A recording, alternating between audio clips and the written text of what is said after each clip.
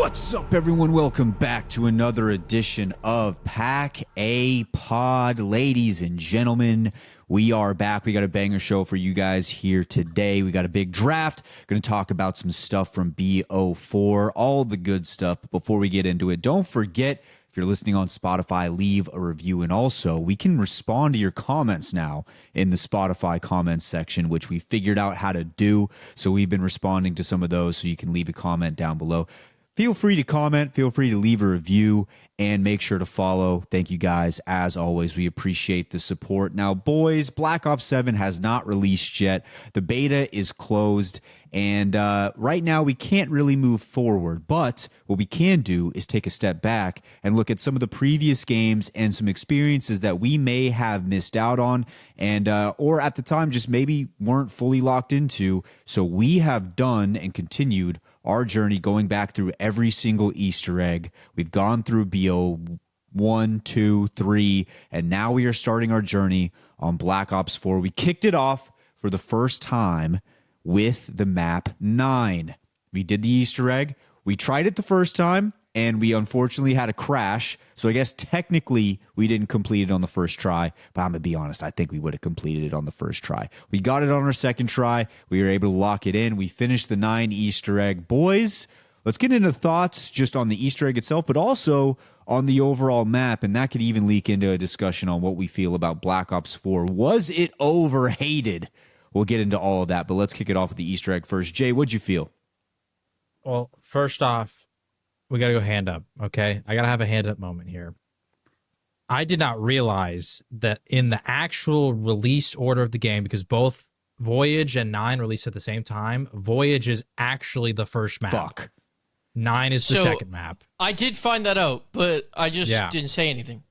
And then I also had learned all of 9, so I didn't...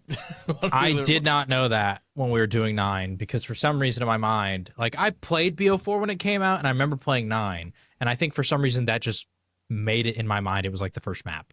I don't know why, but Voyage is technically the first map. It was, and if funny enough, you actually kept saying Dead of the Night to us, and then after I asked you, I think I was just in my brain I was confusing the two, because Dead of the Night is chronologically the first map, then Voyage, then 9, then Ancient Evil.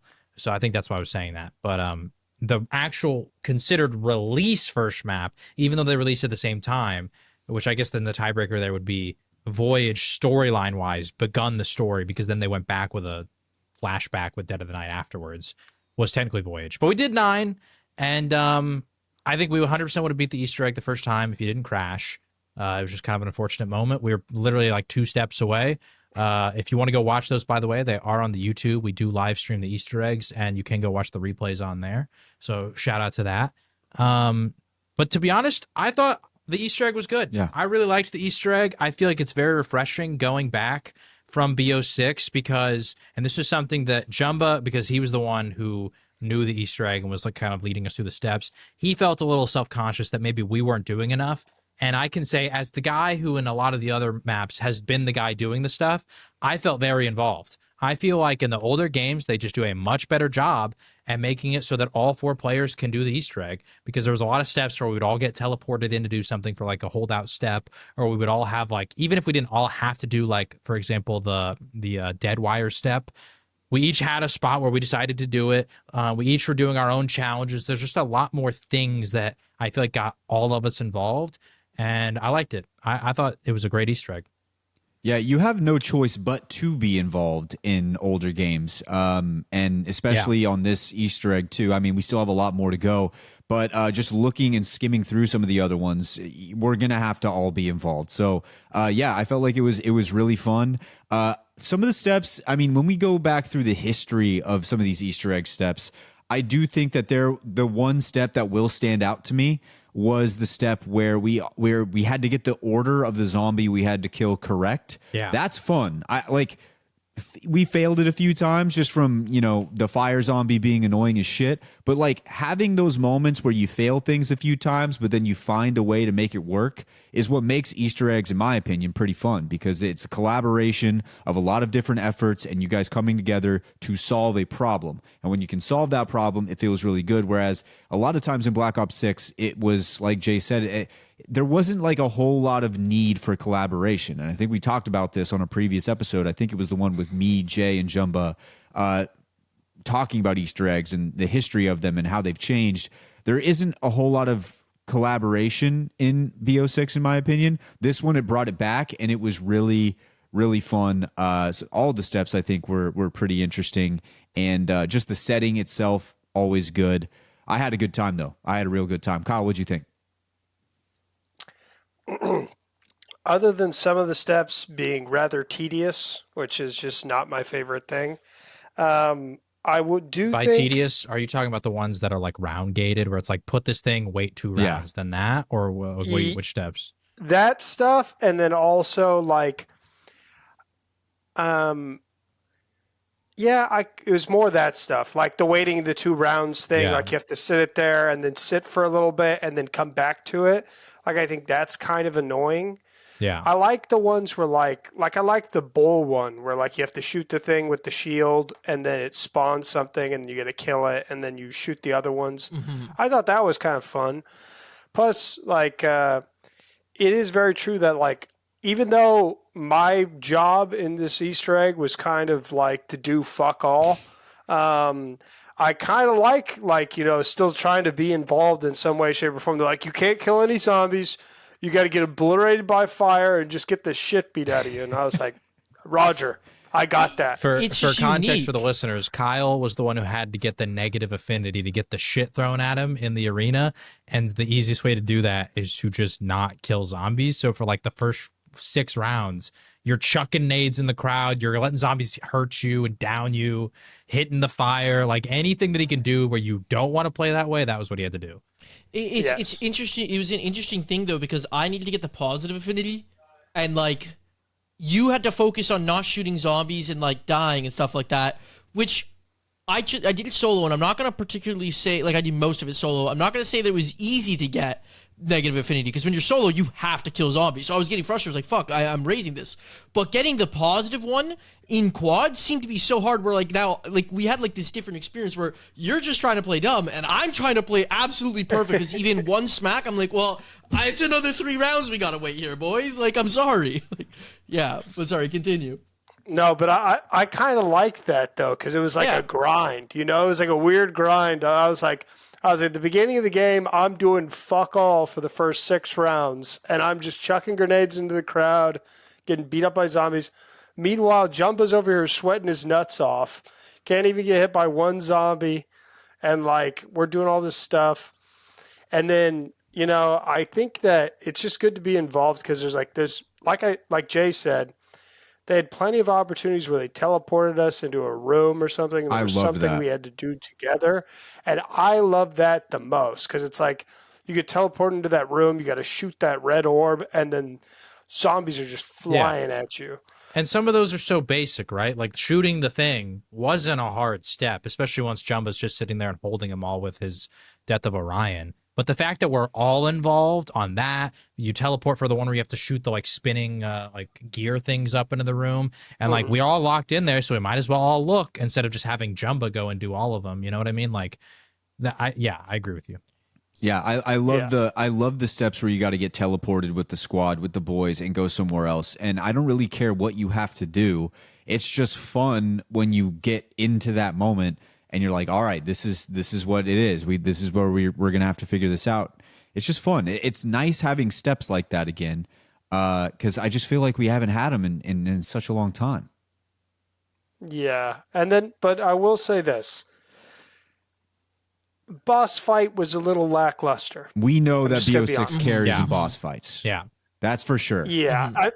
I mean, it just like, it felt like I liked the arena we were in. I thought it was really cool. And maybe the fact that I've seen it before, you know, so it wasn't as nostalgic for me. But like, you know, when you see it, you're like, and then like the fact that you can have multiple Death of Orions, we were literally just like shooting them and with the glitch. We were doing the spam shot. Glitch. Yeah. If you shoot, and if any listeners go back to Ever Do 9, if you shoot and spam your reload button at the same time with the Death of Orion or Circuit's Kiss, the Pack Punch version, you can it feels like it's full auto. You'll go through ammo really fast, but like the boss fight spawns a million max ammo, so like that's why it didn't matter to us. Yeah.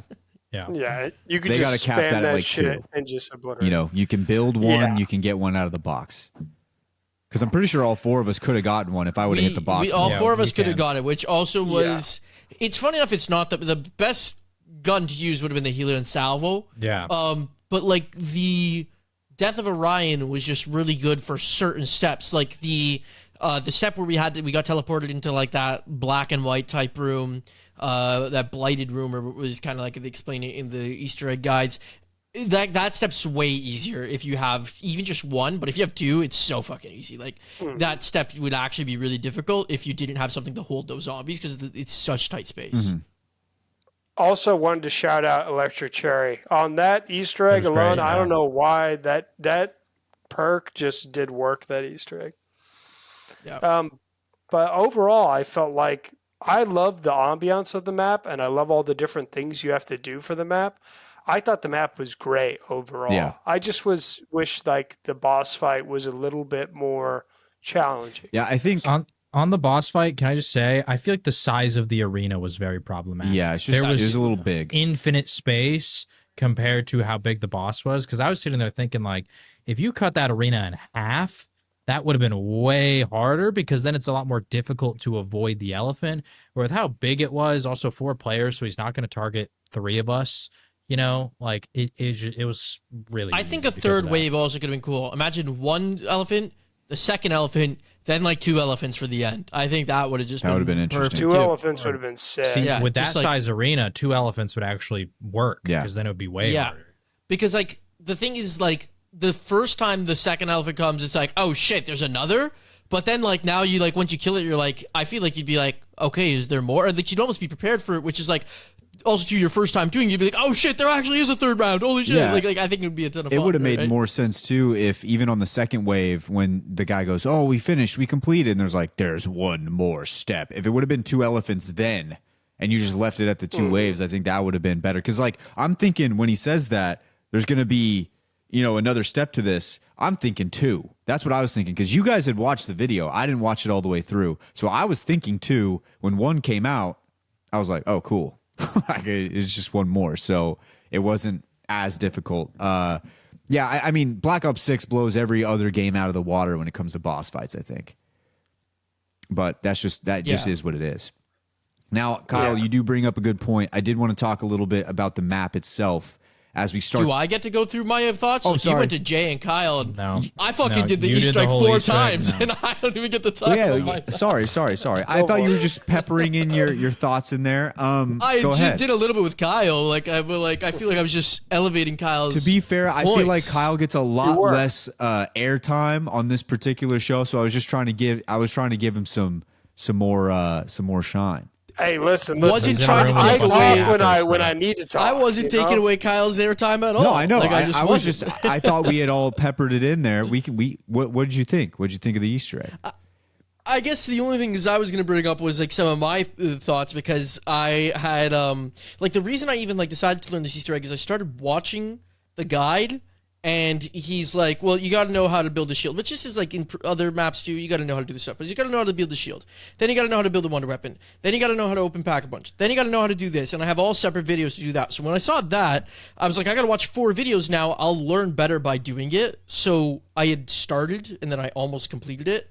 And then after I decided to give it another run before we got on, and then we did our first run, and then the next day I decided to do another run after I didn't go fast enough in our first run, because I was like, if we don't go fast enough, now your game might crash. I need to make sure I'm on point for these early parts that took way too long on our first try. And then I did this Easter egg 5 times. This is probably the Easter egg I've done the most out of any fucking game now at this point, which blows my mind. That it's a Black Ops 4 map. But that gave me a lot of appreciation for the Easter egg. Like, not even in comparison to Black Ops 6. I think in comparison to Zombies in general, I think it's actually up there with one of the better Easter eggs. I enjoyed it a lot. Maybe part of the thing is because I got to learn it all and I know it all. But then the other thing I would also say is there's the only things I think I would say drew away from it are maybe some of the systems that we'll get into when we talk about Black Ops 4 as a whole, or we talk about the map specifically, are some of the systems. But even then, you asked right away at the beginning of this, like, was Black Ops 4 overhated? And maybe it aged well. Maybe in the time I could understand why it was overhated, but I think it aged well with other maps. Let's have a whole discussion about this after the map, because I have some stuff I want to talk about that too. I do want to say one little point about the egg that I wonder if you guys agree with this, because Kyle talked about he didn't like the tedious steps of how certain things are round gated, and I actually kind of agreed. Like, especially when we're doing it, like, usually when eggs have things that are round gated where you have to start rolling rounds, I don't love that.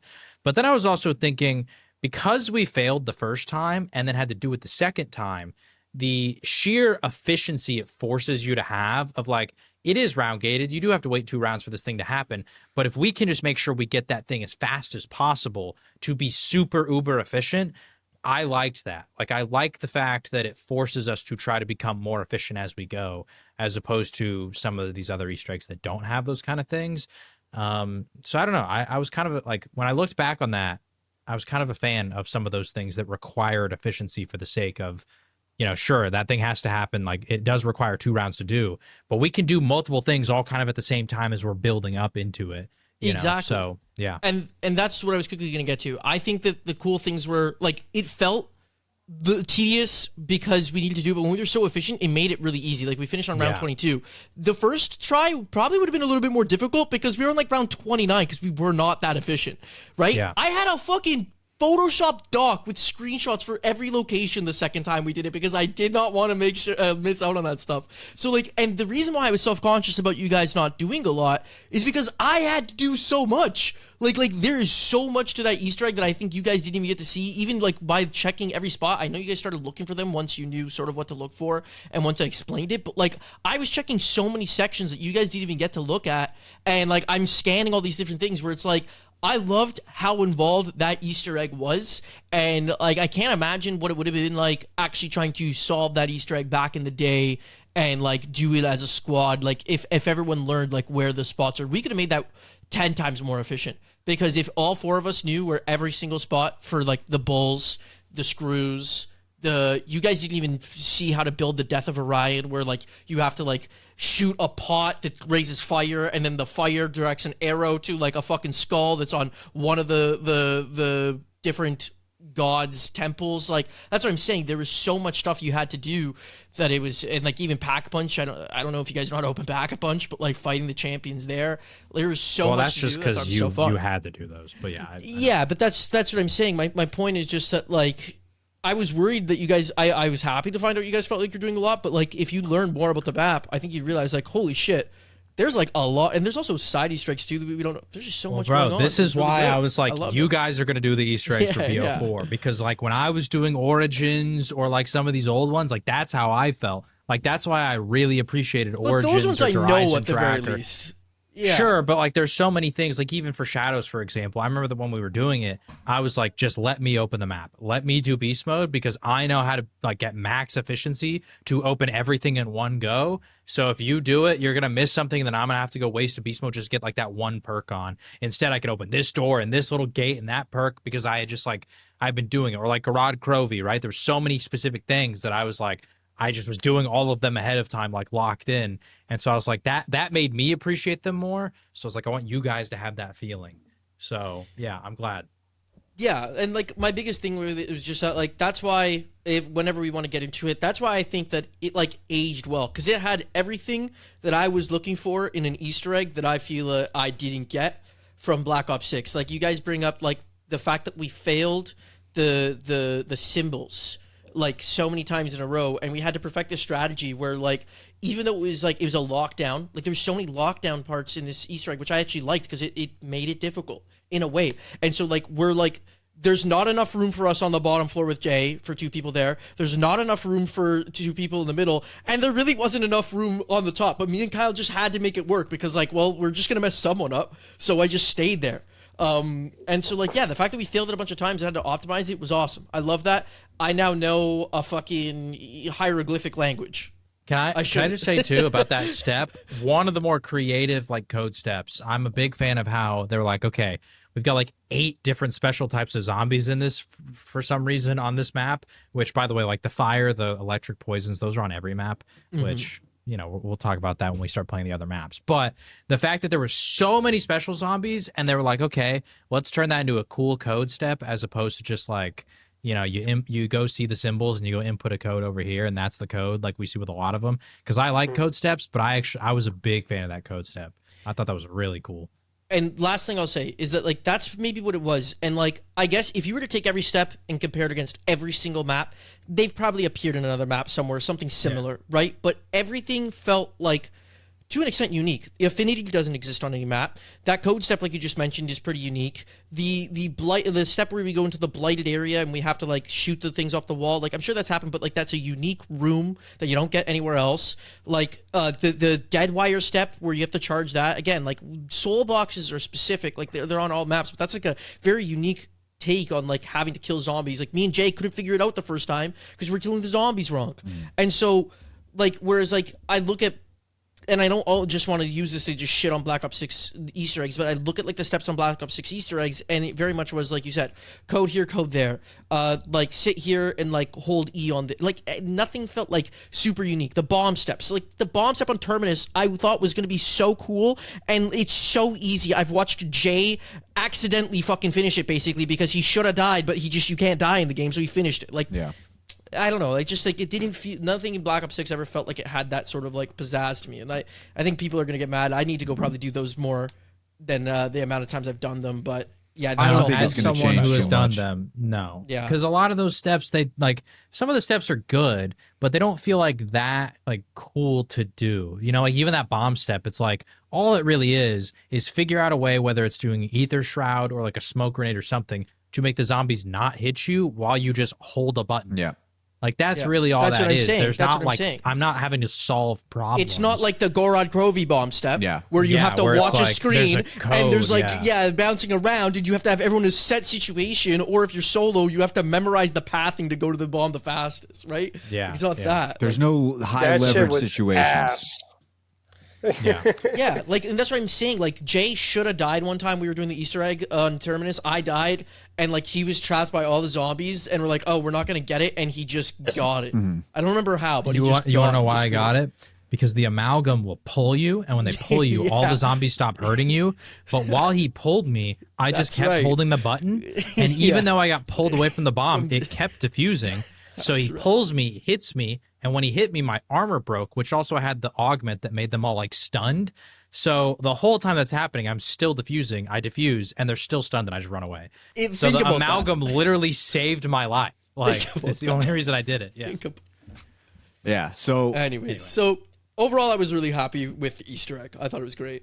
now, when we talk about the actual map, I feel like we did get one of the better maps of Black Ops 4. I would say it's one of the creams of the crop when it comes to that specific title. It's near the top. Now, would you guys have any reservation or have any thought of putting 9 in the top 10? I am looking at my personal list, and it is absolutely top 10. You got a top based on 10. my personal list. I have a top 10, which obviously we haven't played the rest of BO4. We haven't played Cold War, and I even in my personal list, I haven't put BO6 in there yet. But just looking at this, there are maps that are being bumped out for it. Now- which I also have to reorder some of these because, like for example, I'm looking.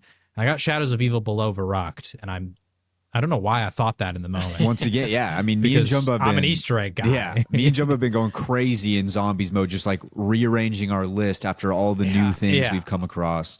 Yeah, I definitely have to rearrange, but just looking at some of those, like I had Verrucht top 10 all time. Verrucht is getting bounced for 9 Yeah, easily. yeah. Just I easily. can't So, I can't say if it's in the top 10 yet because doing the Easter egg and like hearing about all the hate BO4 got, I thought I would hate it. Even the systems, we'll get there. But all the hate, when I did it and I played the game myself a little bit more, I was like, you know what? I think I have taken too much of public opinion into account with my list, and I think I need to do what Wyatt's doing and like deep investigation, make my own Force full yourself. opinions just on my own accord. I've just been for those who forcing don't myself. know, by the way, Yeah, Wyatt is literally, he'll be in Discord by himself, and all of a sudden I'll join, and he's like screen sharing in case anybody ever hops in.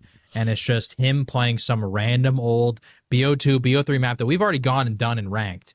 And yet he's doing it, and now he has this like super complex spreadsheet where he's like, I need more time on this map, I need more time on this wonder weapon, all this stuff to just reevaluate his list. It's actually, it's tippable. Yeah. Shout out. That's pretty sick. you know what? And for people, I've always said Origins is a top 10 map, but it has moved up in the rankings. It is not moved to where people probably want it to be.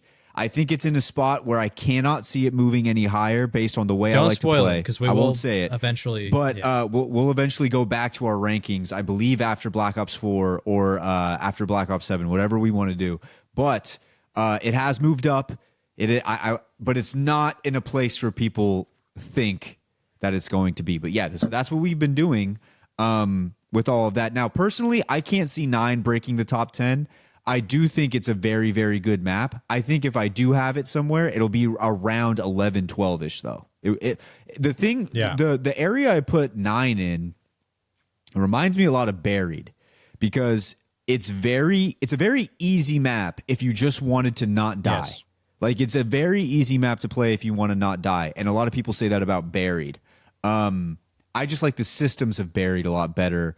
And this is not hate for Black Ops 4. Yeah, I think that's a Black Ops 4. I think it is, though, because, like, again, a lot of Black Ops 4 is easy because of the Jug built in, Dying Wish, and Helion Salvo. Like it's just kind of crazy. Yeah. If you there are Death systems of I don't Orion like was from also, BO4. like, pretty good at I just think BO2 is it's just really. In my head, I've played so much BO2 over the last couple of weeks. I'm like, dude, I might have it like neck and neck with BO3. But yeah, I think that's really the only thing that holds it back. I would probably have it like 11, 12, 13-ish. Kyle, where'd you have it? Just off the top of your top head. of dome. I don't think it's making it in top 10. I'll be honest. I mean, maybe skim into the top 15 or top 20. Did you not like it? I don't know about.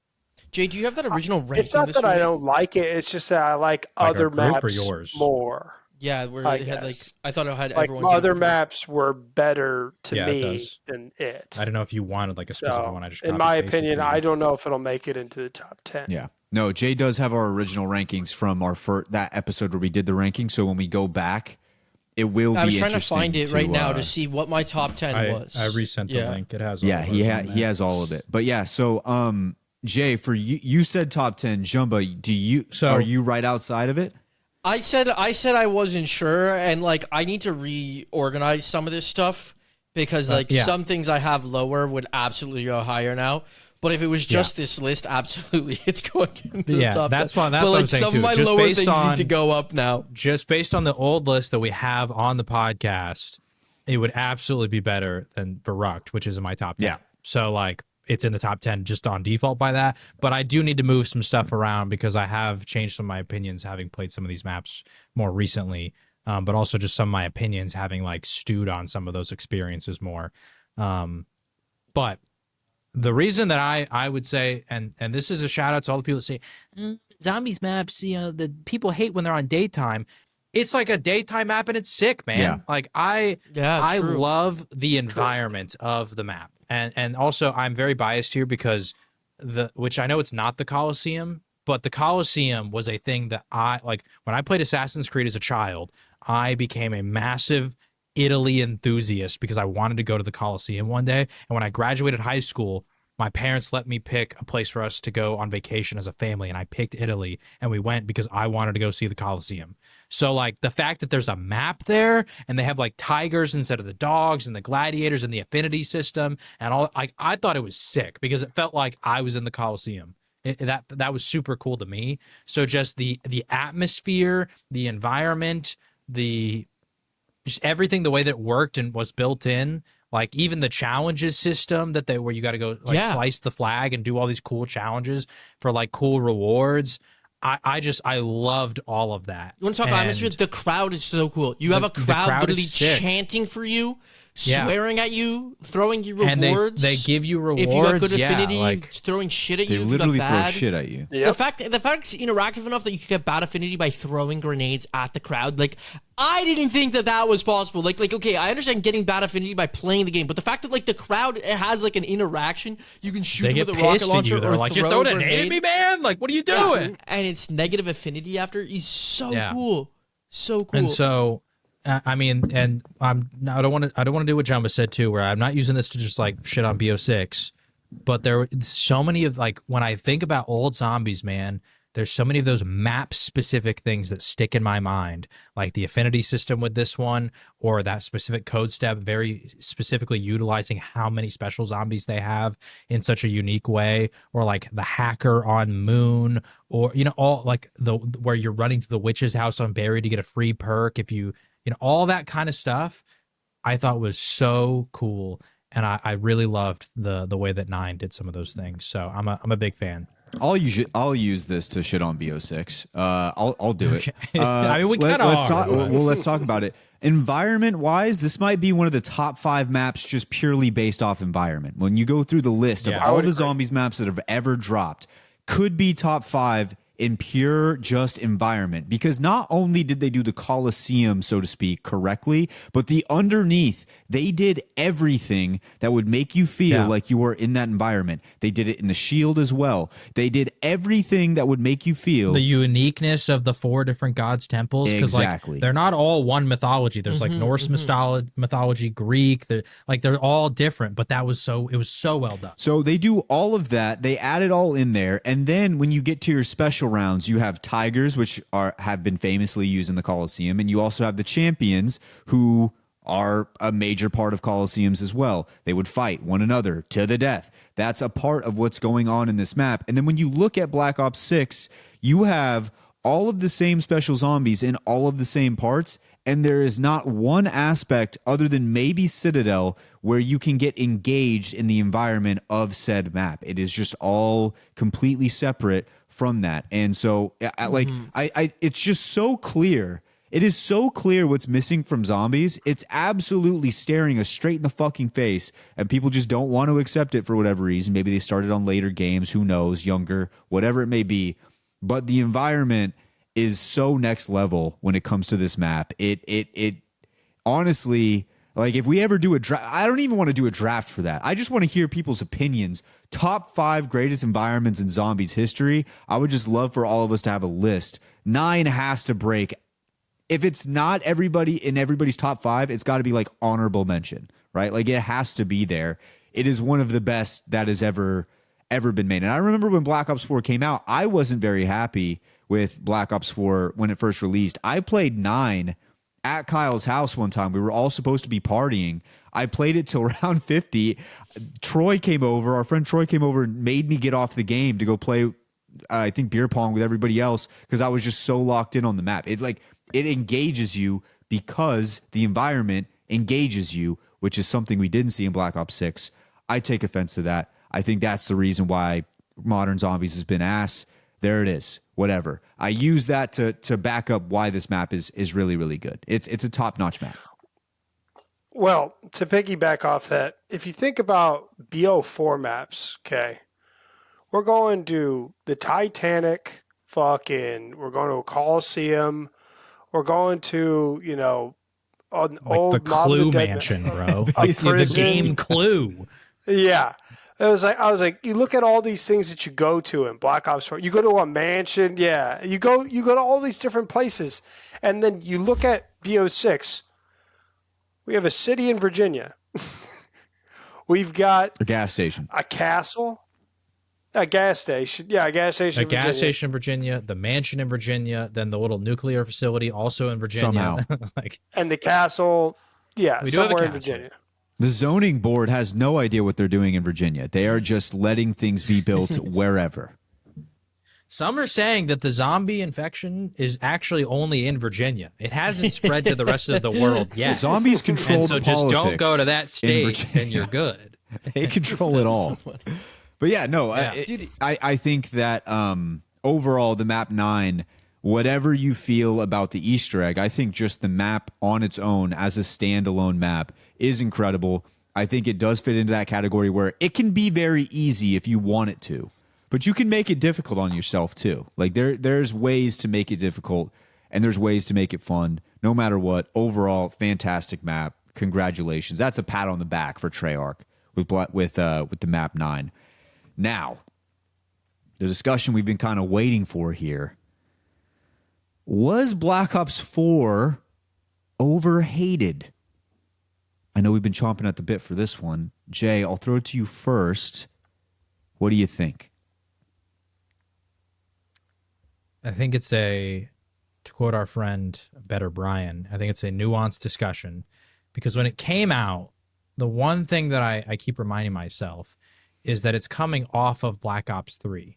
So the expectation is that this is going to be even better than what we now view as the literal peak of zombies.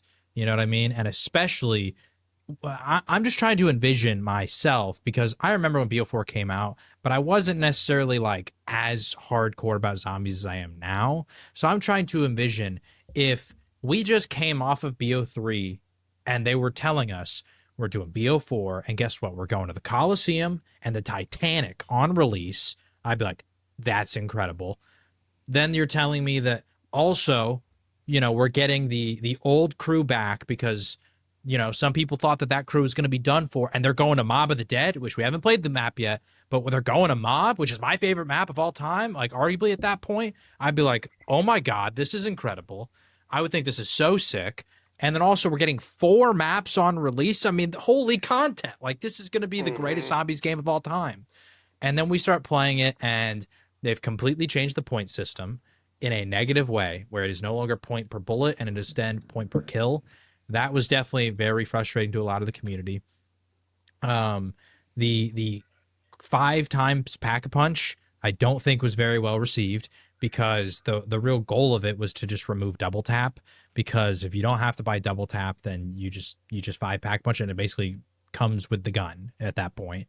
Also, you don't have to buy Jug anymore. Like they tried to remove all these crutch perks by sort of implementing them into the system. Speed Cola, you don't buy that. If you have all 4 of your perks, you just get it by default now. Like certain things like that I think a lot of people at the time did not like. The reason I say it's nuanced, though, is because I recognize why it was hated when it came out. But now that modern zombies has become a thing, I like going back and playing it is such a breath of fresh air that I absolutely think it has, like Jumba said, maybe it wasn't overhated at the time, but it has aged incredibly well. It is like a fine wine where it's so fun to go back and experience it. It really is, because and I was saying it while we were playing the game, some of those systems that maybe at the time were, and I completely understand why they were hated, because I remember having a negative opinion on the systems in the brief time that I played BO4, because I barely played BO4. Like I didn't play any of the DLCs. I only played BO4 on release for zombies. So in the brief, outside of Ancient Evil, for some reason I went back and played that map and actually had a good time doing it. But the systems now, when you like have played Modern Zombies and you go back, they just don't feel as bad anymore, because they're not as bad as having to spend 50,000 points for a triple pack. Like, I'm used to having to pack multiple times. And so the fact that I don't have to spend 50K, it's nice. Like, oh, I can pack again with only 2,500. That actually felt great. I was excited to do that, because now it felt like it's cheap. I can do it. I can get to, you know, quadruple packed very easily. So some stuff like that I think is, it's not as bad. Even like the perk stuff, like I feel like because we're just so used to having like 13 perks anyway, not having to buy Jug or Double Tap or Speed Cola, and they just sort of come built in, I don't really notice it anyway, because that's how it feels, and it just saves me points from having to buy it in Modern Zombies. So I absolutely think the game is aged super well, and you know me, like I harp on the aura and the ambiance and the unique special zombies and the unique wonder weapons. And BO4 is unique in all of those. Outside of like the fire and the Blight Fathers, which I think, and the, you know, the electrics and all those shit. Those are on every map. But there also is a unique, there's the werewolves, there's the Stokers that are on the Titanic, there's the brawlers and the gladiators. There are still unique things. So yeah, that's my take. I think it has aged very well, and I'm very excited to play the future maps. We'll see how I feel after I played them all, but yeah.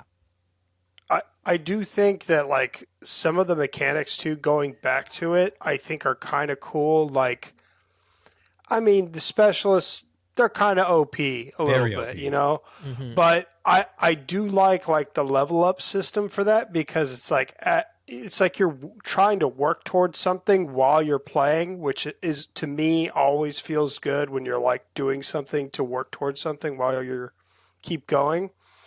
And I liked that system. And I also liked how you could place your perks in different ones so that you could open the first door and you're like, say I need this perk first before I do anything else. Like for me, I needed the time twister perk or time wise or whatever the hell it's called so I could throw more grenades into the crowd because it would come back faster. Yeah. And so I was like, I strategically put it in the raw temple because that's the door we're going to open first. So I kind of liked those kinds of systems. And then I tried a talisman on ours. They're not even really a big fucking deal that much. But I thought that like, I still thought it was kind of cool, you know, like the first time I played it, I didn't use a talisman. Then the second time we played it, when we beat it, I used this talisman that like discounted one of my perks. So now every single time I bought it, it was discounted. And I just thought it was kind of like a cool little additive that you could add in. Yeah.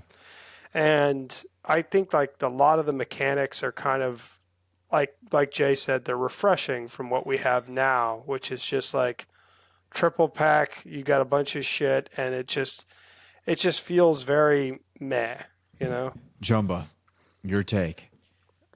I'll keep it short because Jay pretty much explained quite literally everything I would have said. I think that at the time, I fully understand why people didn't like it. I did not buy Black Ops 4 when it came out because I had seen the perk system and I just hated it. And I'm not even talking about them getting rid of like core perks like jug and double tap. Even like the idea back then of like placing in different locations, which yeah, like I appreciate it now actually, like because it's a different, unique kind of strategy. I thought it was dumb. I wanted like, and I do still think to an extent I like the idea of maps having almost like map specific perks and having to learn where they are and building a strategy around like all that. Like if you think about like jug on every map, usually jug is in a very like precarious position. It's somewhere it's difficult that like you may die getting jug. Think about Ascension, think about Kino. They're in corners that you're gonna die if you have to get it. But like the reason for that, like even buried, it's like that because that's the perk that keeps you alive. Whereas like now, like I could, like Kyle said, I have a dying wish at the first door that I know I'm gonna open, so I have that shit off rip. I'm not the biggest fan about that. I'm not the biggest fan of elixirs. I don't think they should be on cooldown. I like the gobblegum system. I don't think you should have 4 off rip. I think that you should have. I like the gobblegum system, how that works better, and everything like that. And then the only other thing I would like is the. I do think that once you get to high rounds, I think you started to get into a level of boss spam again that seemed ridiculous. Probably, yeah. I mean, bro, the amount of bosses that existed on 9, like. There is a lot, and I do appreciate that code step for utilizing them effectively. Yeah. But if they spam them at higher rounds, yeah, I got to like round like 36 at one point, and I mean, my gameplay was fighting brawlers, gladiators, you know, the odd blight father that spawns in, and the only reason it becomes lame is because like the only reason I used the specialist at that point was just when I needed to take those guys out, right? Yeah. So, like, yeah, it's kind of like same thing. But other than that, I was saying it to you guys the whole week. I was like, I don't mind these systems. I thought the points, it's slightly different than how Black Ops 6 Zombies points works and Cold War Zombies works. And it didn't bother me as much. Maybe that's because of the fact that like also salvage isn't there. So you, like you guys said, like, you know, you want the ammo mods, you just pack again. So, you know, you don't have to spend as much money because there's only 4 perks on the map. I'm not buying fucking 13, which I did like that, having a 4 perk limit again. So there was like, I overall though, like it didn't bother me as much as like Black Ops 6 does. And so I appreciated it. Now, when the game came out, don't think I would have. Now, I think it aged well. I think it did. So that's the things I didn't like.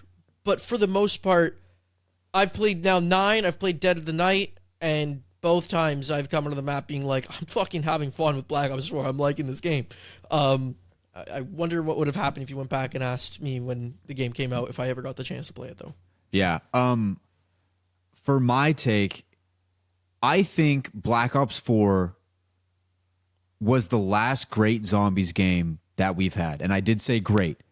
and I'll get to that in a second. I think Black Ops 4 was the last great zombies game that we have gotten up to this point. I don't think Cold War is close. I don't think Black Ops 6 is close. Any of the non-Treyarch ones are close. I think Black Ops 4 was the last great zombies game, and I wish I would have seen it at that time. Now, like you guys said, at the time, it makes sense. You're coming off of Black Ops 3, and that game was so good that it just makes it really hard to put Black Ops 4 at that time in perspective. But not only do I think Black Ops 4 is the last great zombies game that we've ever had, I also think Black Ops 4 is the bridge between modern zombies and old zombies. I think it is the absolute perfect combination of both of them put together. And for Treyarch, if they could find a way to get back to that point where we could get a similar Black Ops 4 type of game to bring in the new fans and tie it in with the old, I think that is the happy medium you're looking for. For the old fans, you still get the difficulty.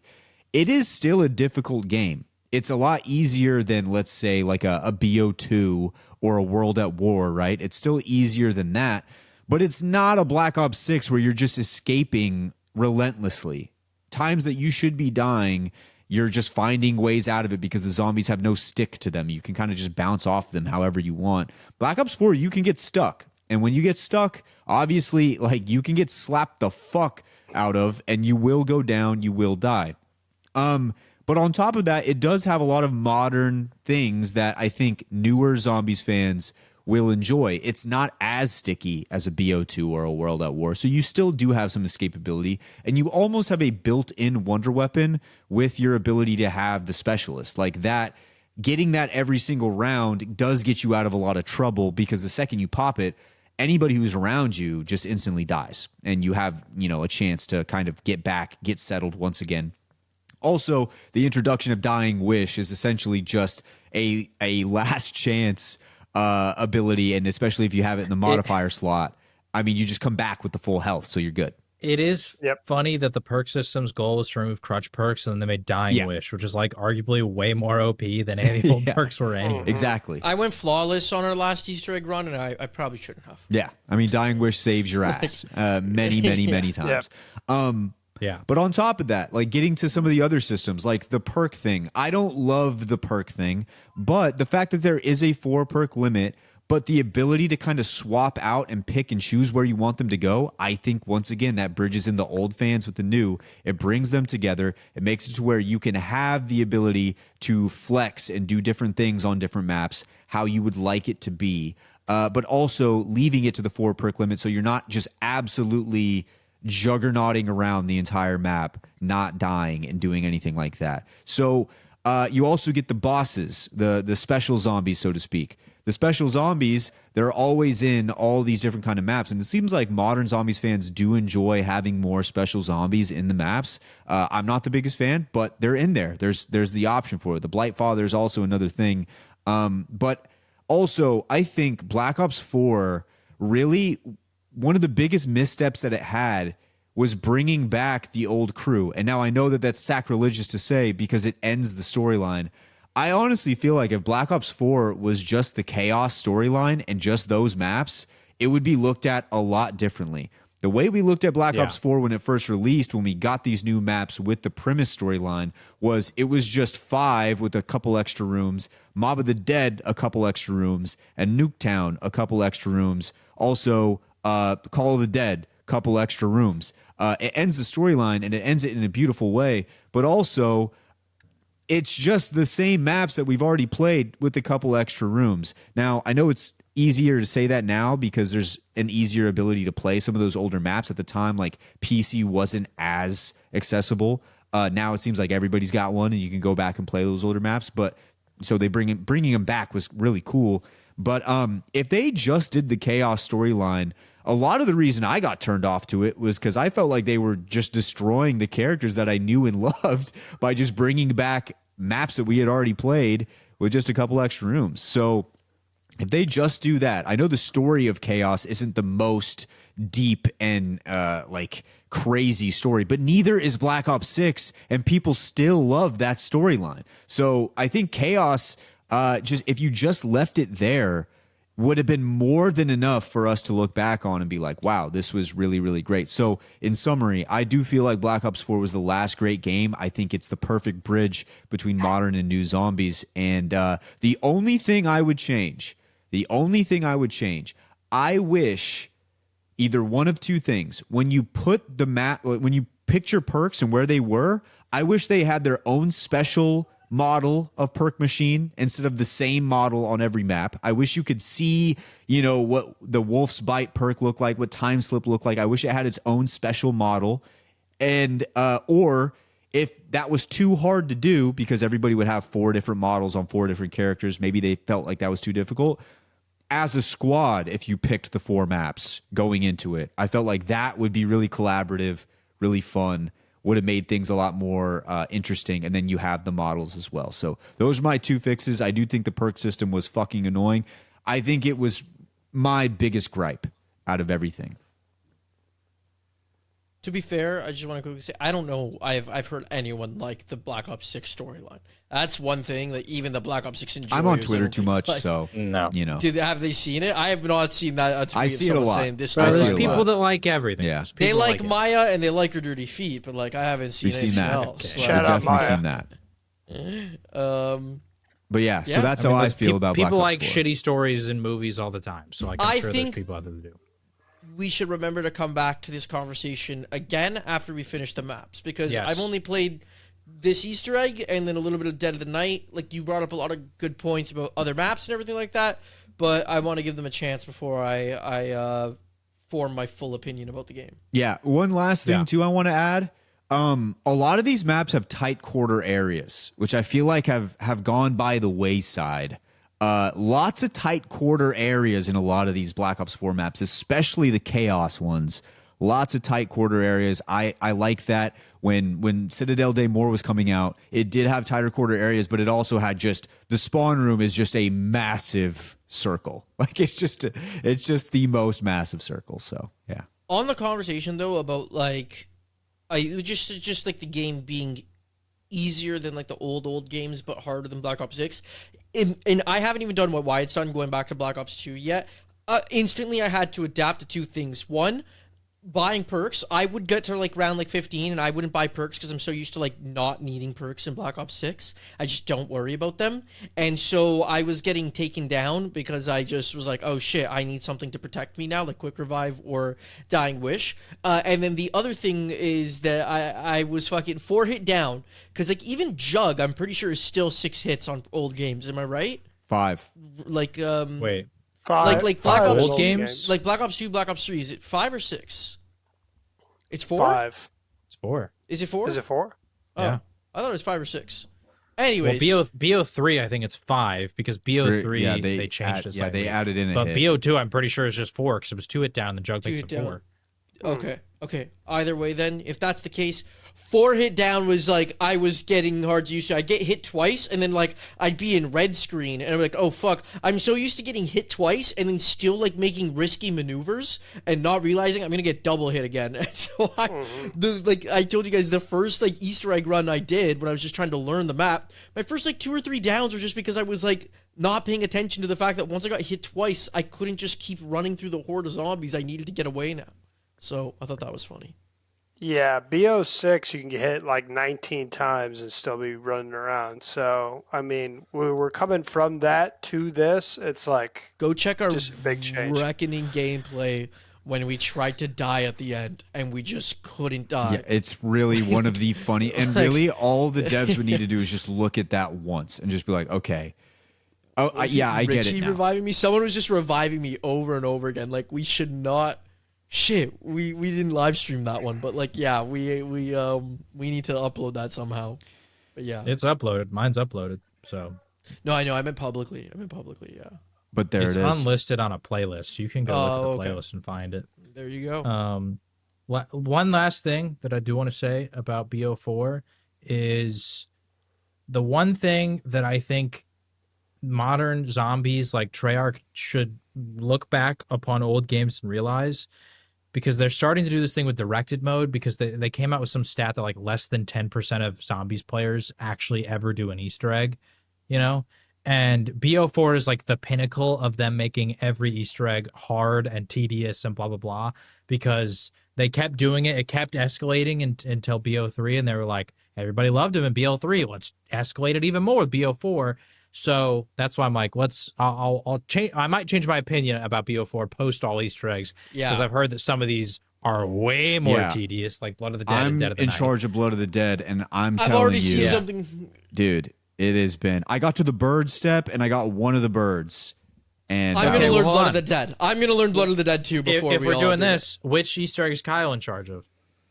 what do you want, Kyle? Which one's the Greek god one? That's Ancient Evil. Evil. I'll do that Okay. one. Okay. You don't want to do the Evil. Titanic that you've already done?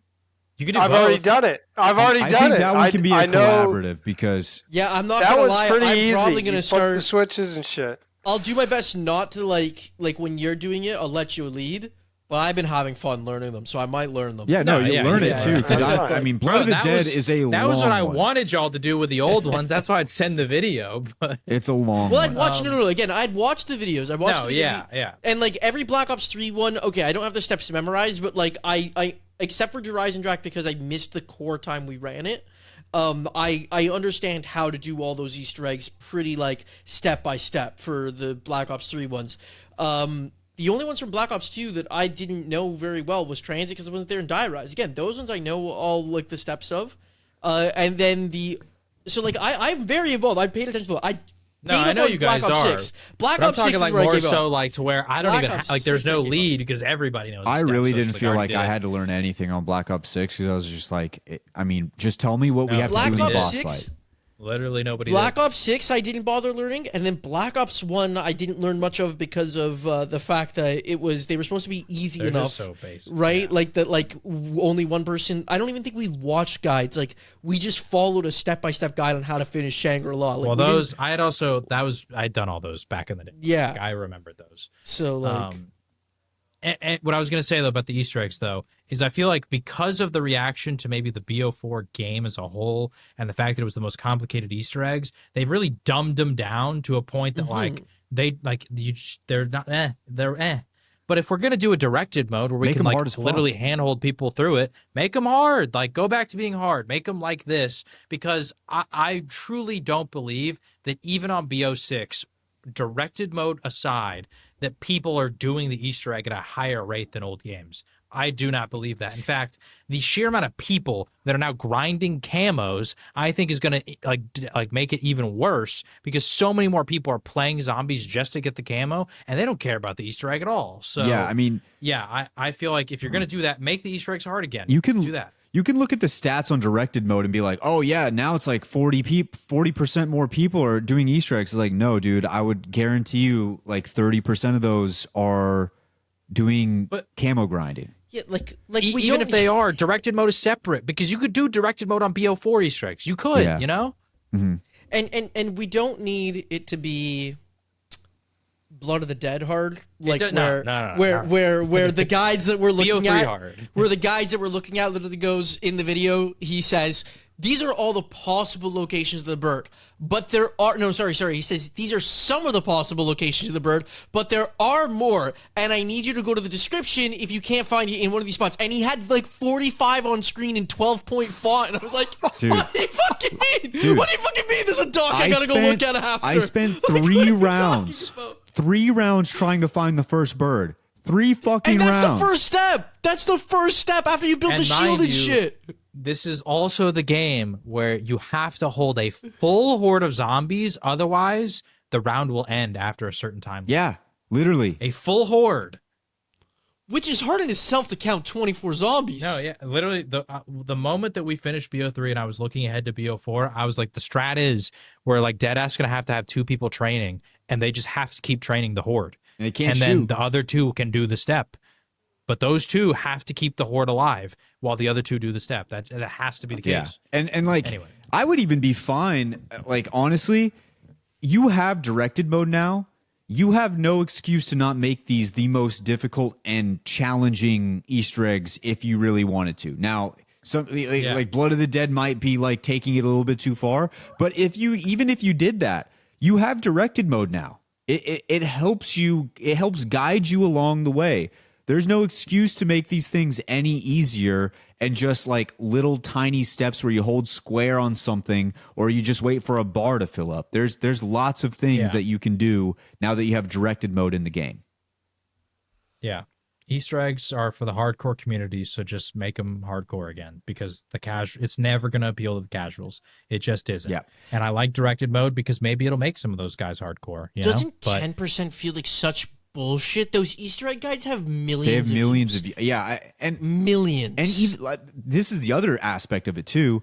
Even if you aren't the type of guy to go out and go do the Easter egg on your own, doesn't the fact that these have millions of views just show that there are a lot of people who just genuinely like watching these things and figuring out what the story is and how it unfolds in the game? Like, there might be guys who are just like, I don't have a squad to do this with, but I'm going to watch this whole guide because I just want to see what happens. It's also probably one of those things, though, where like so many people have played zombies, but they didn't play zombies. Like there's probably like millions of people that they've played like Kino, and that's it. And that probably gets factored into the total number of players on Black Ops 1 Zombies. And then you compare that total number against the people who actually did the Easter egg. So I'm sure if they put some sort of like minimum threshold of hours you have to have put in on zombies, that percentage would be a lot higher.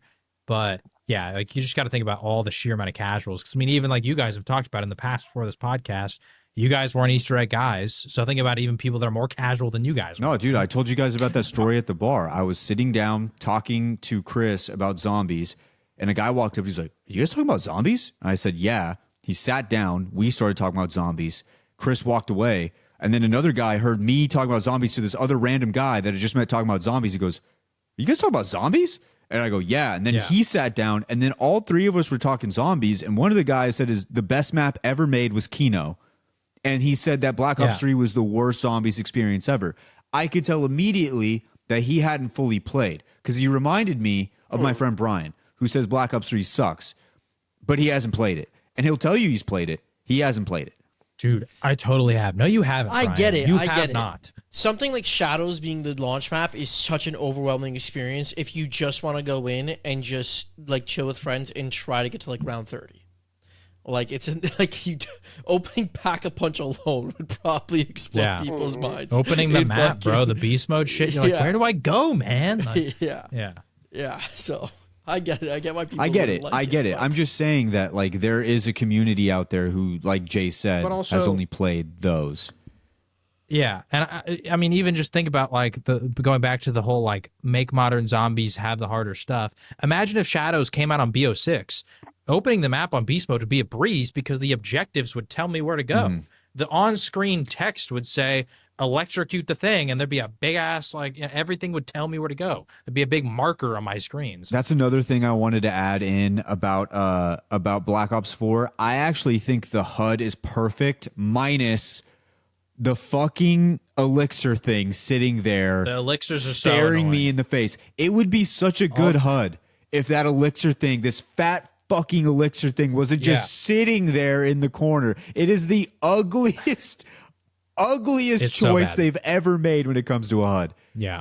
It's so bad. I realize this is a me problem. This is not an other people problem, but in both Apex and BO6, you inspect the same way on the D-pad. Oh, yeah. And I'm like on Apex, I'm the kind of guy that like I don't have the survival slot bound to my D-pad because I like to inspect so much. Same. I just sit there and inspect on my roller. That's and why. So I just kind of like I've realized I'm almost maybe an inspect addict because I popped too many elixirs accidentally because I'm trying to inspect the gun. Yeah, no, because I'm just during like the Easter egg bored. run, you said, I go, oh fuck, and you go, what happened? And I go, I accidentally just took my fucking legendary elixir. I just drank because I was trying to inspect. And I've done that. I was like, literally, fuck, I only had played one a lot of of solo games. I played a lot of solo games before, like over the last like month, and I've had to like break the habit. So I didn't do it during the Easter egg, but I was so worried I would because the first run I didn't put any special ones on, but the second run I put some on, and I was like, I cannot inspect my gun. Like I have to drill that in my brain. I literally wasted the one. I am like where literally... when you down, somebody just has to be next to you to get revived or something like that. I revived you one time doing that, and I was like, why did that just happen? Fuck, man? That makes sense. Dude, I'm so different. I have to Google what the inspect button is on most games because I just don't. I'm an inspect addict, bro. Apex has just made it bad for me though, because they do all the cool inspects like when you're running and shit. So I spam shit all the time. I ain't got an heirloom. That's tough. Yeah, I do. Oh, tough. That's kind of bullshit. Honestly, I actually like rep it now. I'm trying to see how much. You're like Tfue with like the skins back in the day, where he's like, "I'm just default skin, man." Well, I'm just trying to see how much money I can make from Apex without actually spending money on the game. Like, there you go. That's a good way to do it. There you go. Okay, well, ladies and gents, that should just about do it. We got 9 in the books. Next one should be Voyage of Despair, correct? We're going to go back to Voyage?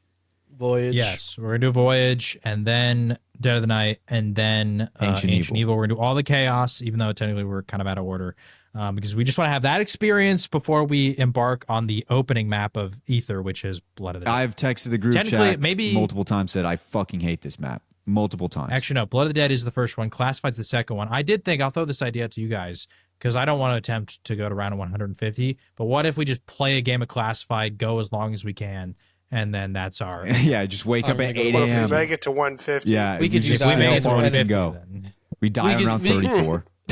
But if we make it to 150? If we die, we die. Like, we just play one game so we can experience the map and talk about it, and like having to talk about the map, and then we move on. We can do that. We can Wait, do you just make it to 150 and then you get a cutscene, or do you just? Yes. And it's hella That's it? buggy. So literally the cutscene. Yeah. Do you care if I spoil it, Kyle? Do you know what the cutscene is? We'll talk about it when we do Classified. I'm gonna go. You I'm gonna go to about 150. I've seen. Don't tell me. I've seen the I cutscene. don't know. I don't know any of this shit. It's a nothing burger. It's such a nothing burger, but Okay, the only one that I know is 9 because I've seen it before, but the rest of and Voyage of the Dead because me and Wyatt practically did it. But other than that, I know book it diddly right fuck. now. When the live stream happens, I'm gonna go to He says he's 150 on getting that there. map. He says I'm he's doing getting there. it. I'll do a solo because I think it's twice as long on duo. Like, so not happening. But there it is. So we're going to be doing Voyage of Despair next, going through our journey onto Black Ops 4, and then after that is on to Cold War. But before we get into all of that, it's time to get into a draft. We've got a banger draft and then some voicemails after that. Let's hit a quick break and get into the draft.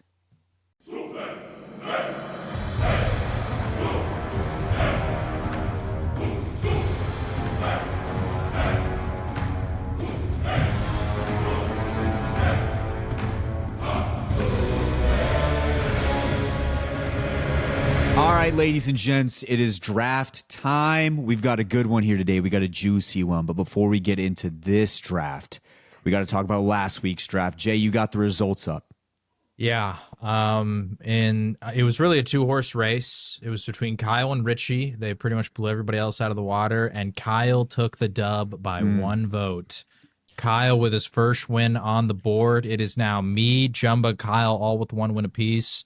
Richie and Wyatt both with 0 all time. Well, I mean, Kyle had his writers come over from the other show. That's true. Everybody loves everybody loves him. Come Listen, on, bro. Hey, there's a lot. There's a lot of new faces that voted for me. I want people to know, before I say what I'm about to say, I knew I wasn't going to win, okay? The moment that I got World at War Easter eggs and World at War Zombies, I knew I was out of the running. But I was shocked that Kyle won. To be honest, looking back at these drafts, I think if I had to vote, I might have voted for Richie or probably Wyatt. I think those are the 2 that I probably would have voted for.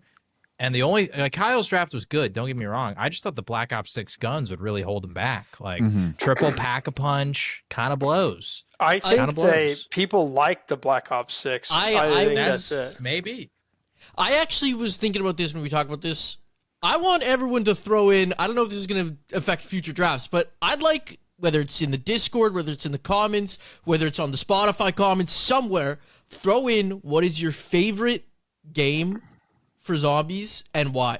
Because you know what we could do? I'm starting to kind of think. When I won, I had 2 Black Ops 6 maps, and we said that we thought it might have been Shadows, Rise, and Drakino, but I wonder how much Citadel and Reckoning carried there. Like, because Richie also had 2 categories that were Black Ops 6 categories. It's funny that literally of the 5 possible BO6 categories, 2 of them went to Richie and 2 of them went to Kyle, and they were the top 2 people. 1, 2. So that's what I'm wondering. Do our listeners, have we been shitting on Black Ops 6 and I our got a listeners spin zone here. like it I'd rather more not than win we these thought? drafts if that's the case. I actually feel like shut I'm the on top of the fuck world right now.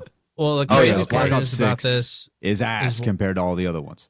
why you and I, which you actually were third with 4 votes, but it's not like it was a major difference because Jumba had 3, I had 2. You and I were the only ones that didn't have any BO6. Yeah. So it's like You know? maybe that screwed us. Maybe I ended up taking World at War Zombies over BO6 Zombies. Maybe I should have taken BO6 Zombies. Maybe I lost because of that. I don't know. Listen, stick to your morals. Stick to your morals. We learned a valuable lesson with my draft a few weeks ago. Stick to your morals. Yeah. It's better to win that way. Yeah, it is definitely. But I want to say that I'm super surprised that I even got second place. So the first time that I even looked at it, because I was like, I'm not gonna check the votes because I don't want to upset myself. Because I checked the votes, I think like the second day, and I had 2 votes, and I was like, man, fucking nobody knows ball. One. No, we both had 1 or something. You started putting in the chat you're pissed that we had the same amount of votes. It was like, don't fucking sway this shit. And I didn't even come in last eventually. And then out of nowhere, I got the notification, oh, the polls closed, and I was like, let me see what the people want, let me see what the people say. And then I was like, oh shit, I actually got 8 votes, and Kyle won at 9. I low-key thought, I was like, Kyle fucking gave himself the tush push there at the end. But, I mean, that's whatever. No, I'll be honest. I actually looked at it several times throughout the week because I wanted to know if I was going to come in last. And Kyle took like an insane lead with 9 votes early on. And then Richie was making a big comeback. It wasn't even like it was neck and neck the whole way. It was like 9 votes early on. And then I thought you might overtake him in the last couple of days because like suddenly you went from like 2 to 8 votes. I did think Richie had a well-balanced draft, though. Like, that was the one thing when I looked back, and I was like, I think Richie's, like, none of it necessarily blows. It's not like the 101 of any category, but the only one that you got, like, a bad one was the BO6 Zombies. I thought that would hurt him more. Because, like, I'm thinking the boss spam, but, like, I'm starting to think But then it's like there's probably a lot of people, especially, you know what I thought, too? There might be a lot of people out there that love BO1 because BO1 is probably, in terms of like zombies popularity, might be like literally the peak player base because so many people were playing Kino back in the day. Yeah. So you got, the Thunder Gun for your Wonder weapons. You got the BO1 weapons. Like, that might be the peak. What were you saying, Kyle? I also think it's kind of like recency bias where they're like, yeah, BO6 is like the newest thing, so therefore it has to be the best thing. And so we both had BO6, and I think that just kind of leads into that. One thing, and this might be the listeners actually thinking deeper than we were. One thing that the BO6 guns do come with, though, that I thought of the moment I made the graphic was the camo grind. Like, because when I put it, it shows the gun with the Nebula camo. And I guess if you're taking the guns, like, you get the camo grind where all the other games, there's no camo grind. Black Ops 3 had some cool camos. You had to buy them, but, like, Wyatt's got the whole esports package. We don't even got that in our current games of the Shout out Cloud9. Yeah, I got the Cloud9. I just started throwing the other skins on other guns, too, just because I had them. Like, I had, like, random orgs that I don't even think exist anymore. And I was just tossing them on some skins. But, yeah, congratulations to Kyle for winning that draft. Now, boys, it's time to get ready for this one. I love this one so much. Boys and girls, most of the people on this pod, if not all, are avid fans of NFL football. But we're also fans of zombies as well. So what we want to do here in this one is we want to get in here and we want to draft our NFL football team using the playable characters throughout zombies history. So what we've got going here, we have to draft a quarterback. We got to draft a running back. We got to draft a wide receiver. We got to draft a tight end. And then we need the leader, the heart and soul of our defense, meaning you could really make it your best player, whatever you want it to be. It could be a defensive lineman, linebacker, corner, safety, whatever you want. Just the person who is the heart and soul, the best player of your defense. That's what we got to do. Jay, do you have the draft order ready to go? I do. Once again, going to randomize it 3 times. 1, 2, 3. Oh, Jumbo, I'm sorry, man. No, not again. Okay, number 1 overall pick, though. This is a come up here. Richie. Richie Hey, with the 1. finally. Let's go. We've got Kyle at 2nd. We've got Wyatt 3rd. And you could probably tell who's 4th and 5th based on what I said. I am 4th. Jumbo is 5th. Back-to-back weeks. It's okay. I'll have to pull this off somehow. Here's the thing, though. Not the worst one to be. I feel like we never know which spot's actually the best until we get into the draft, and all of a sudden you start to see some stuff go off the board because, there's been drafts where being the 4 or 5 is actually better. So, I think having the 101 last week, I got dead last, which could be a skill issue in terms of what I drafted. But also, that last 2 rounds, I really just had no choices. So, you never know. I've been 4-5-5 now. I'm pretty sure 4-5-5. but hey, I got 5 1 week. I got 4 1 week and I won. I won with 4, so I'll take it. Yeah. We just got to make this work. Now a reminder, real quick. This includes the main crew, Ultimus and Primus. It includes Victus. It includes notably for the main crew. We're not going to do duplicates, so if someone picks Nikolai, you can't pick the other version. And the person who picks it, you have to specify. You got to pick one of them. You don't get both versions. You got to pick one. You got to pick one. Then we have Victus. We have Chaos. We have Requiem. Then we also have the crew from 5, the crew from Call of the Dead, the crew from Mob of the Dead, the crew from Shadows of Evil, and the crew from Dead of the Night. So that is what we are picking from, just playable characters. We threw out George A. Romero, decided just playable. We're going to keep it just playable. Then we got to draft our squad. Richie, you are now on the clock, friendo. All right, so I thought that I had the perfect pick. I still think it is about 98% perfect, but there was one thing that I saw. I was kind of like, oh, you know what? Maybe I need to change it up here. But first overall pick of the draft, we're going to go with the quarterback. You guys may know him as the Commander-in-Chief, John F. Kennedy. Let's go. That makes sense. I had a hope that he would fall to my pick at 4. I really was hoping. The quarterback starts now. The run on quarterback starts now. I'm panicking. I don't know who to take at QB. Yeah. This is tough. Okay, Kyle, you are up. Scarlett's out there for quarterback. Eat my ass. Hot. The more I look at this, I don't think there's a lot of good quarterbacks. There isn't.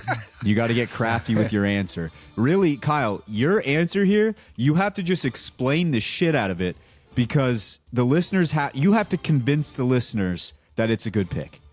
Okay. Is really what you got to do. There's only one other great true blood American here other than JFK, okay?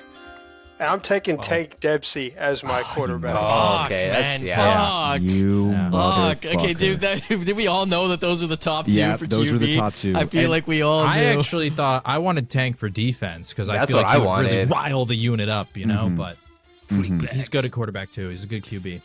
Okay, so when it comes to the run on quarterbacks, it ends now because for my pick, I need somebody who can run a defense.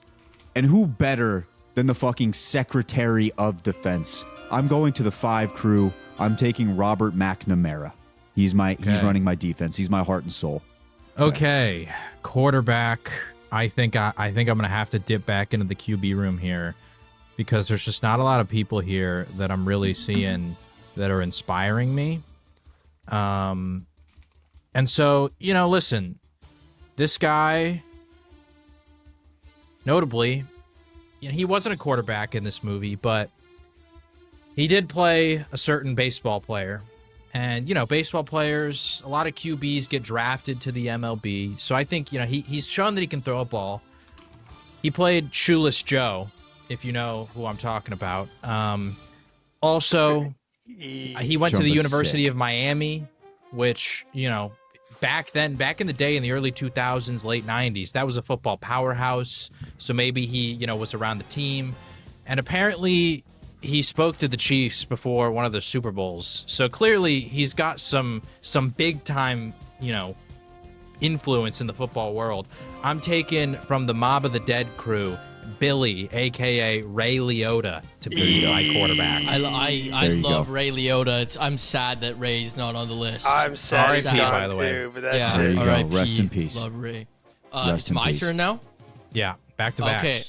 Back to backs. I'm going to need some time on my second pick, but I'm happy that this guy fell down here. I think this might be a sleeper pick. I'm actually going to go for my defense, hard on my defense, and I'm no explanation needed. I want to see reactions first. I'm gonna go Danny Trejo to run my defense. I think like he's a guy that can get everyone fired up. Also, too, I don't know if you've seen him when he was younger. He was huge, and like he just feels like he's got that grit that you need to like fucking stop the ball. Sure. So, Danny Trejo, that's gonna be my first pick not bad. there. And then let me see now. Like I said, I might need. This is a dogfight of a draft right now. This is Yeah. There's a lot of options here that I'm eyeing, and I feel like by round 2, some of these guys are gone. Like these guys are gone. I gotta go. So you guys wanted like. I'm doing like the most non-American thing here, but your QB has to be a leader, and he has to be the guy that is got the game plan. He doesn't even need to be the most athletic as long as he can throw the ball. And I gotta go with Primus Richtofen for my QB. Okay. I like that guy. Premise right. What? Okay. There was a non-American that I thought you might I go was for a gonna go second with- there, and I was gonna roast the shit out of you if you took that guy. But we're okay with Richtofen. We're okay with Toffin's that. good. Okay, back to me. Second round pick here. It's tough. Oh man, Dude, this is a dogfight. this is hard, man. This is really hard. I think I'm gonna go with tight end. And with tight end, you want a guy who is willing to do the dirty work, right? Who's willing to get down in the trenches and block with the best of them. But also, he can be a mismatch because he's athletic. He can get out there in space, catch the ball, right? And so I'm going with Mr. Ron Perlman, a.k.a. Floyd Campbell from Shadows of Evil, the boxer. He's got that athletic background, and I think he's got the size to get down in the trenches and be really athletic. I thought about going with him on defense, but I'm going to be taking him for my tight end. Okay. That's a good Motherfucker. pick. That's a good pick. I forgot about looking how big Motherfucker. he was. That's a good pick. Yeah, That's a he's- tight end if I've ever seen one. That's a tight end right there. Okay, so, fellas, what do we know about communism? I mean, I it's knew a it. distribution I of the Okay. wealth. I Right, like yeah. I don't And even know when why you I have wrote a down the good name quarterback, on my. You on want my him list. to be able to distribute the ball to everybody who needs it, right? Like you need that for your quarter. A good quarterback You make me makes sure fucking all of his sick. weapons are fed properly, which means for my quarterback, I'm taking Fidel Castro from the Five Crew. Fidel Castro He's a leader, is off the board. He's also maybe a not leader. a good one, but he was a leader. I got Fidel. I have 2 of my members from the Five Crew. You love 5, bro. you do love 5. I do love 5. You gonna make it 3? You gonna make it 3? I don't know where I'd put Nixon. If I could have like a head coach who I would use to like cheat, I could use him as like Yeah. my Bill Belichick. Yeah, like a sign stealer. Mm-hmm. Shout out Michigan. All right. I'm taking Bruno. I don't know how to say his fucking last name. I'm taking him as my tight end because you need a big beefy boy to catch balls and to fucking block for you. So I'm I taking Bruno. just fucking wrote down his name to just hopefully get him as tight end. Okay. I actually, this is tough. I really thought that he might go underrated, and I was going to take him for my defense as well. I thought I could wait on him. Yeah, That's tough. I was hoping to wait him out too. This is like Wyatt said. This is a dog This fight. is tough, man. This is This hard. is tough. This is why I bring back this draft every couple of months on GMB. Every time a new character drops, we're doing it again. Okay, Richie, you have back-to-backs. Oh, there's still some great options out there. Richie, for people, while he's waiting, I'll fill the dead air. Richie does have his QB. Right now, he needs 2 big picks. That means he's still got running back, wide receiver, defense, and his tight end are still open. It's just hard because I have 1 pick. I just don't know if I want him to be my fucking powerhouse on defense or on offense. Well, Okay. so all right. So here's what I'm gonna do. Sometimes when you're on offense, right? You need somebody that's just a fucking dog. You need Yeah. somebody that's a dog that's gonna go out there. They don't give a fuck what happens to them. Think of like Cam Scatterbo from New York, right? Mm-hmm. I need somebody who's got that fucking dog in them, who just doesn't give a fuck. Give them all the CTE. So that's why I'm going with OG Nikolai as my running back. Okay, Okay. Nikolai leaves. That's a good pick. That's a good pick. Yep. Nikolai is off the board. All right, and I do have my next pick already. I'm gonna throw this out there. I just love this character anyway. Well, for his work that he's done, right? I'm going with a celebrity on this one. They're gonna be a wide receiver on my team, and I think that it's a great pick because real slender guy. You could even say he has knives for hands, right? We're going with Robert England as my fucking wide receiver. There we go. Okay. There we go. Knives for hands. Yeah, so you know the ball's gonna stick every time. I would like it to be, for the record, he does not get the knives on his hands, okay? That's ridiculous. That's cheating. The league will not, Roger Goodell will not allow that. Deflategate already? Yeah, he's going to there we deflate all go. the balls. How are we But- going to play with that? Yeah, but the president is my quarterback, so he do whatever he wants to do. Damn it. What? Oh, I didn't think of that.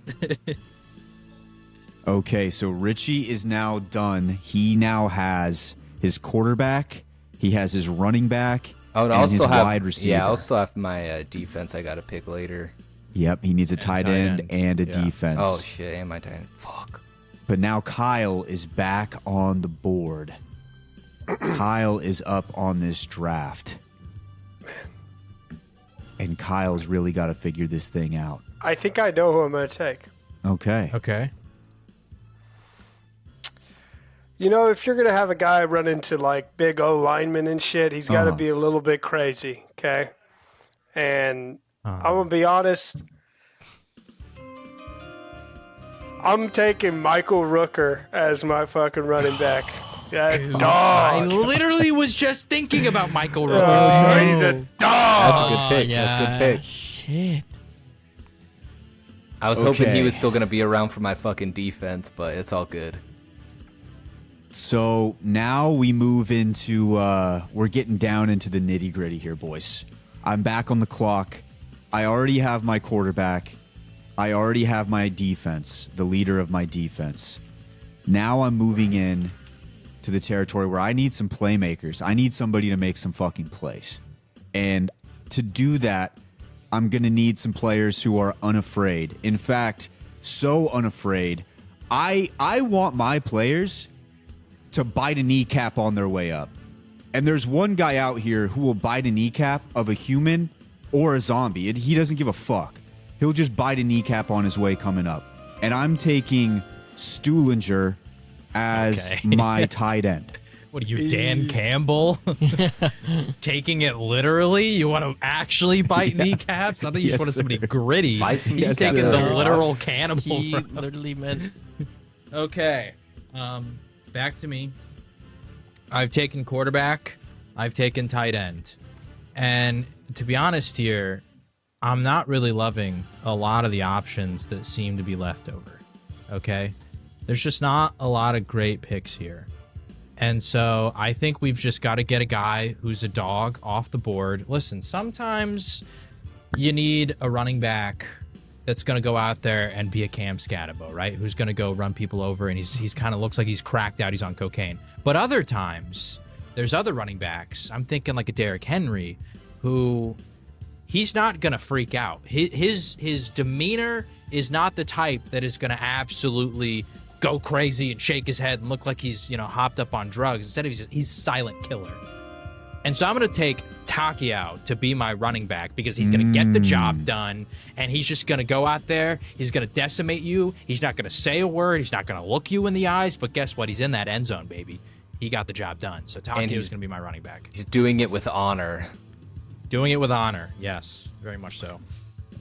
Oh, I'm gonna need some time because I was really hoping Takio made it so far down that list. I was hoping I'd have him. I was also gonna go Takio wide receiver. But now hold on. I need to freaking look up a couple more faces. Yeah, no. Hold on. Stanton Shaw is still out there. If There's quite a few old people in Zombies, and he's one of them. yeah, not Stanton. That's Shaw. why I was surprised with the Robert Englund pick, because in Call of the Dead, he's like pretty old. that's all right. That's all right. No, okay. I'm gonna go first with running back.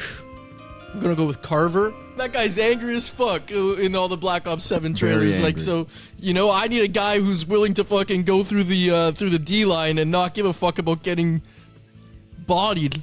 So, yeah, Carver. I like my pick there. I think I don't even know what to do for my next pick though.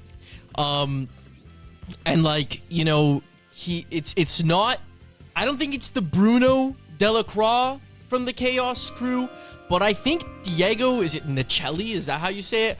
He seems like a beefy guy too. He is a beefy dude. He seems I wouldn't like describe him as beefy. He's built, but he's not like Bruno beefy. yeah, but you know what I mean? exactly. But he's built, and you know, he's just muscular. To me, he does have the vibe of tight ends that I know around the league and everything like that, at least from my knowledge. So I'm gonna take Diego Nicelli as my tight end. Okay. All right. Back to Jay. All right. I think I'm going to go with my defense here. I'm going to get the heart and soul of my defense. And, you know, listen, we were all surprised that Wyatt didn't know who this guy is. But I feel like the defense, they're kind of the villains of the story. You know what I mean? They're the bad guys. They're the guys that you don't want to go up against because they want to take you down. They want to prevent you from scoring. And so I'm going Shadows of Evil crew. I'm going. He's also, listen, if you've played Shadows of Evil, you know that the cop that he plays, Mr. Jackie Vincent, he's a dirty cop. He's very dirty, and so he's willing to do things that maybe are, you know, he's willing to commit some penalties, and if the ref doesn't see it, the ref's not going to call it.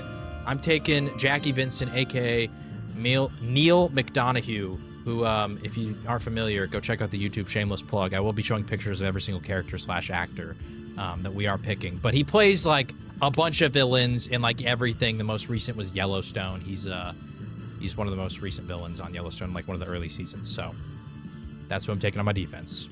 So I have running back and wide receiver, and I am left with not much. But I want to reverse the clock a little bit, boys. Let's think back to some of the great running backs of the days of old. Some that come to mind, you think of like an Emmitt Smith, you know, you think of like a Terrell Davis, you think of like that body type. But you know what you don't think of enough? Nobody gives enough shine to Jerome the Bus Bettis. Who? Big body, barrels through the line, The Bus, gets yards, gets tuds. Sometimes if you're at the 1 yard line, you're running 4 times in a row. Between the He's bound tackles. to get lucky once. I'm taking Russ Man as my Jerome the Bus Bettis. He was definitely on my list. list. I'm taking Russ Man. He's a Listen, little I just too need to old get for down my to the team. one, He's a little too old for my team. which leaves my wide receiver. Oh, so hold on. I'm not back-to-back pick. Yeah, I'm what the going over fuck, to bro? Kyle. Yeah, it's I'm not your going over pick. to What the Kyle. fuck are you doing? Listen, didn't Jerome Yes. Bettis also win the Super Bowl in like his final season he played? That's So, right. Like literally, this is like old man Jerome Bettis. Like That's correct. retirement. Kyle, to you. Jerome Bettis. All right. When you think of your defensive guy, he's got to be a little evil. You know, he's got to be out there. He's got to be scheming of how he's going to get this quarterback. All right. And honestly, I just love this guy's work. So I'm taking Chaz. I don't even know how to say his last name. Palminteri, also known as Palminteri, Sal De Palminteri. Luca of Mob of the Dead. You struggle with the Italian Okay, last so I can names. get my last 2 that I want. Oh, I guess Delacroix is not an Italian last name. Richie, your final 2 picks. I believe you have tight end and defense left. So I do. So I didn't even mean to draft because we're doing quarterback, running back, wide receiver, tight end, defense. That's kind of just how we did it. I'm actually just gonna draft all in that order. Just fuck it, why not? I can do that. So for my next pick, Okay. people think, you know what? People think about their star wide receiver, right? A lot of the times you forget that your most crucial piece of your offense and receiving core is just the tight end that's built, tall, can go up and snag a ball. So I think because this person, I actually Googled it to make sure that I had the accurate information. This person stands at a whopping 6'4", and my tight end is going to be it's going to be how do you pronounce his first name? Nero. It's going to be fucking. It's going to be. Yeah, it's going to be Jeff Goldblum. Yes, sir. Yeah. Your tight end is Jeff Goldblum. Fuck yeah, it is. Okay. 6'4", just fucking sticking an arm up, bringing that shit right back in. You know what I mean? When you think about this, though, you have to remember it's the Zombies character. So don't just think of like Jeff Goldblum from. You got to think of Nero, who looks a lot more athletic than like current day Jeff Goldblum. So I see it. So, hey, I'm just saying. Okay. And then so lastly, I'm going to pick my defense. So I am going to be picking this guy because you know what? I enjoy their work. Obviously, I have to go based off of their Zombies character, but it's a guy. He plays in action things, right? I'm gonna be going with Kiefer Sutherland's heart. He's gonna be the heart of my defense, and that's gonna be Gideon Jones. That's my defense right there. Okay. Kyle, back to you. Your final pick. Has anybody picked a girl yet? No. I think I'm going to be the first one. For my wide receiver, I need a shifty player. Also, I just love this character. I'm going to pick Maya as my wide receiver. Okay. Are you Maya Dirty Feet guy? Are you the guy? Are you the guy that sent the... He's the guy. Kyle, I'm very happy that you went with that pick because if you weren't going to do it, I was going to be the first. I need a wide receiver here, guys. And when you think of a wide receiver, you need somebody who can get off the line and get off the line quickly with haste. And how fast do you have to be to outrun vampires, right? Fuck, that's man, that's fuck. something that you need to keep your head on a swivel for, That was gonna right? be my pick. So I'm taking Sarah Michelle Gellar from Call of the Dead as my wide receiver. She is now on the squad and off the board. Fuck, I'm screwed. I don't know who to pick now. It's me, right? Yeah. Yes. All right. So just speaking out loud here, I have receiver left. Left over, Misty Marlton. Those are no-goes. All right. I'm not taking Misty. I'm not taking Marlton. There's no way they're going to catch a damn thing. For the Chaos Crew, Stanton Shaw, hell no. He's way too old. Scarlet, maybe. Requiem, I'm not taking Gray. Pretty sure she's old. I don't think Weaver would be a good receiver. Maybe some other position, but not receiver. I'm not taking Richard Nixon. So the options are pretty limited here. I don't think I'm taking any of the Dead of the Night crew. Okay, because I don't... If you look at those characters, no, it's not going to work. So I think my options are pretty limited here. So I'm just going to go with the guy who looks the most athletic. I'm taking Finn, a.k.a. Michael Madsen from Mob of the Dead. I mean, listen, when you're in prison, you work out a lot. So he's probably pretty fit. Also, he runs away from a lot of zombies, in said prison, tight quarters. So he's able to, maneuver and juke around, maybe break somebody off the line, good route running skills. In those tight quarters of the prison, maybe some prison ball back in the day, on Alcatraz. The longest yard type shit. Longest yard type shit on Alcatraz. You better hope that the quarterback doesn't have a cannon, launches it into the water out there. You're not gonna get the ball back. But yeah, I'm taking Finn for my receiver to round out my draft. And Jumba, you are the final pick. Yeah, I mean, I also got to pick my receiver. Jay just basically went through the list of everything that I would have thought as well. But, he did say there's Scarlet. I think she looks athletic. I think she's got the build to do it. You just need to be fast, shifty, like you said. Got to catch the ball, and I think she's got that. She's fighting zombies 24/7. She's got to have You didn't want to take Misty for the distraction, bro? I almost You wanna Scarlett's take also Misty? And Scarlett's Misty, I heard she definitely catches hot balls. too, but also smart. Unlike True. Misty. Misty, hold on, Misty Zombies. Let me see. Am I She's like from Victus. She's the one with the. Misty? You know, if it was up to me, I'd still go with Scarlet. I'd still I go think with Scarlet. Misty, Yeah. I think with Misty, what you have to worry about is the ability to use her body to catch the ball, because there's Misty a lot of feels like the space type- taken up. She Listen, feels like the type to catch like this, or she's just like kind of hoping the ball lands in the breadbasket, but it's Yeah. going straight through. It's going you- straight through, no coordination. what you guys Scarlet, are I thinking think, about though, you know, yeah, exactly. That's so true. But what you guys also aren't thinking about, though, is like a good team, a good, well-rounded team. And you have to think about locker room and, like, you know, what the vibes are going to be in there. No one wants to hear Misty yapping for, like, fucking True. every Nobody single game wants that. before, after, No. on the sidelines. Like, yeah, so, you know, you got to go with Scarlet there. You know, that's better locker room material There from it a is. personality standpoint. There it is. Now, boys, the draft is now finished. Let's run through and go through our team one last time, and then we'll get into how you guys can vote. Richie, you were first overall pick. Run through the squad. Yes, so I went with first pick was JFK as my Gosh, quarterback. damn it, it was such a steal. My he's got running such back- a badass nickname too, the I know. Commander in Chief. Yep. Fuck yeah, dude. That's my favorite pick right there. My second pick, I went with OG Nikolai, because you know what? You need that fucking crazy Russian on your team. Third pick, I went with a wide receiver. I took Robert England, because dope. He's got knives for hands, so he's definitely catching the ball. And then tight end, I went with Nero Blackstone, also known as Jeff Goldblum. Defense, I went with Gideon Jones, also that is Kiefer Sutherland. There it is. There it is. Now, Kyle, you were pick number 2. Let's run through your team real fast. All right. Number 1, the heart and soul, the quarterback. We went with Tank Dempsey, true American. Number 2, we went with the big boy, Bruno Delacroix, I think, or Delacroix, something like that. Number 3, we went with Michael Rooker as our running back. Need a crazy motherfucker to bust through that line. Number 4, we went with Sal DeLuca, also known as Chaz, fuck my life, Palamateri. There you go. And then number 5, we went with Maya as my wide receiver because just like her, and I think she's shifty enough to get past that line. There we go.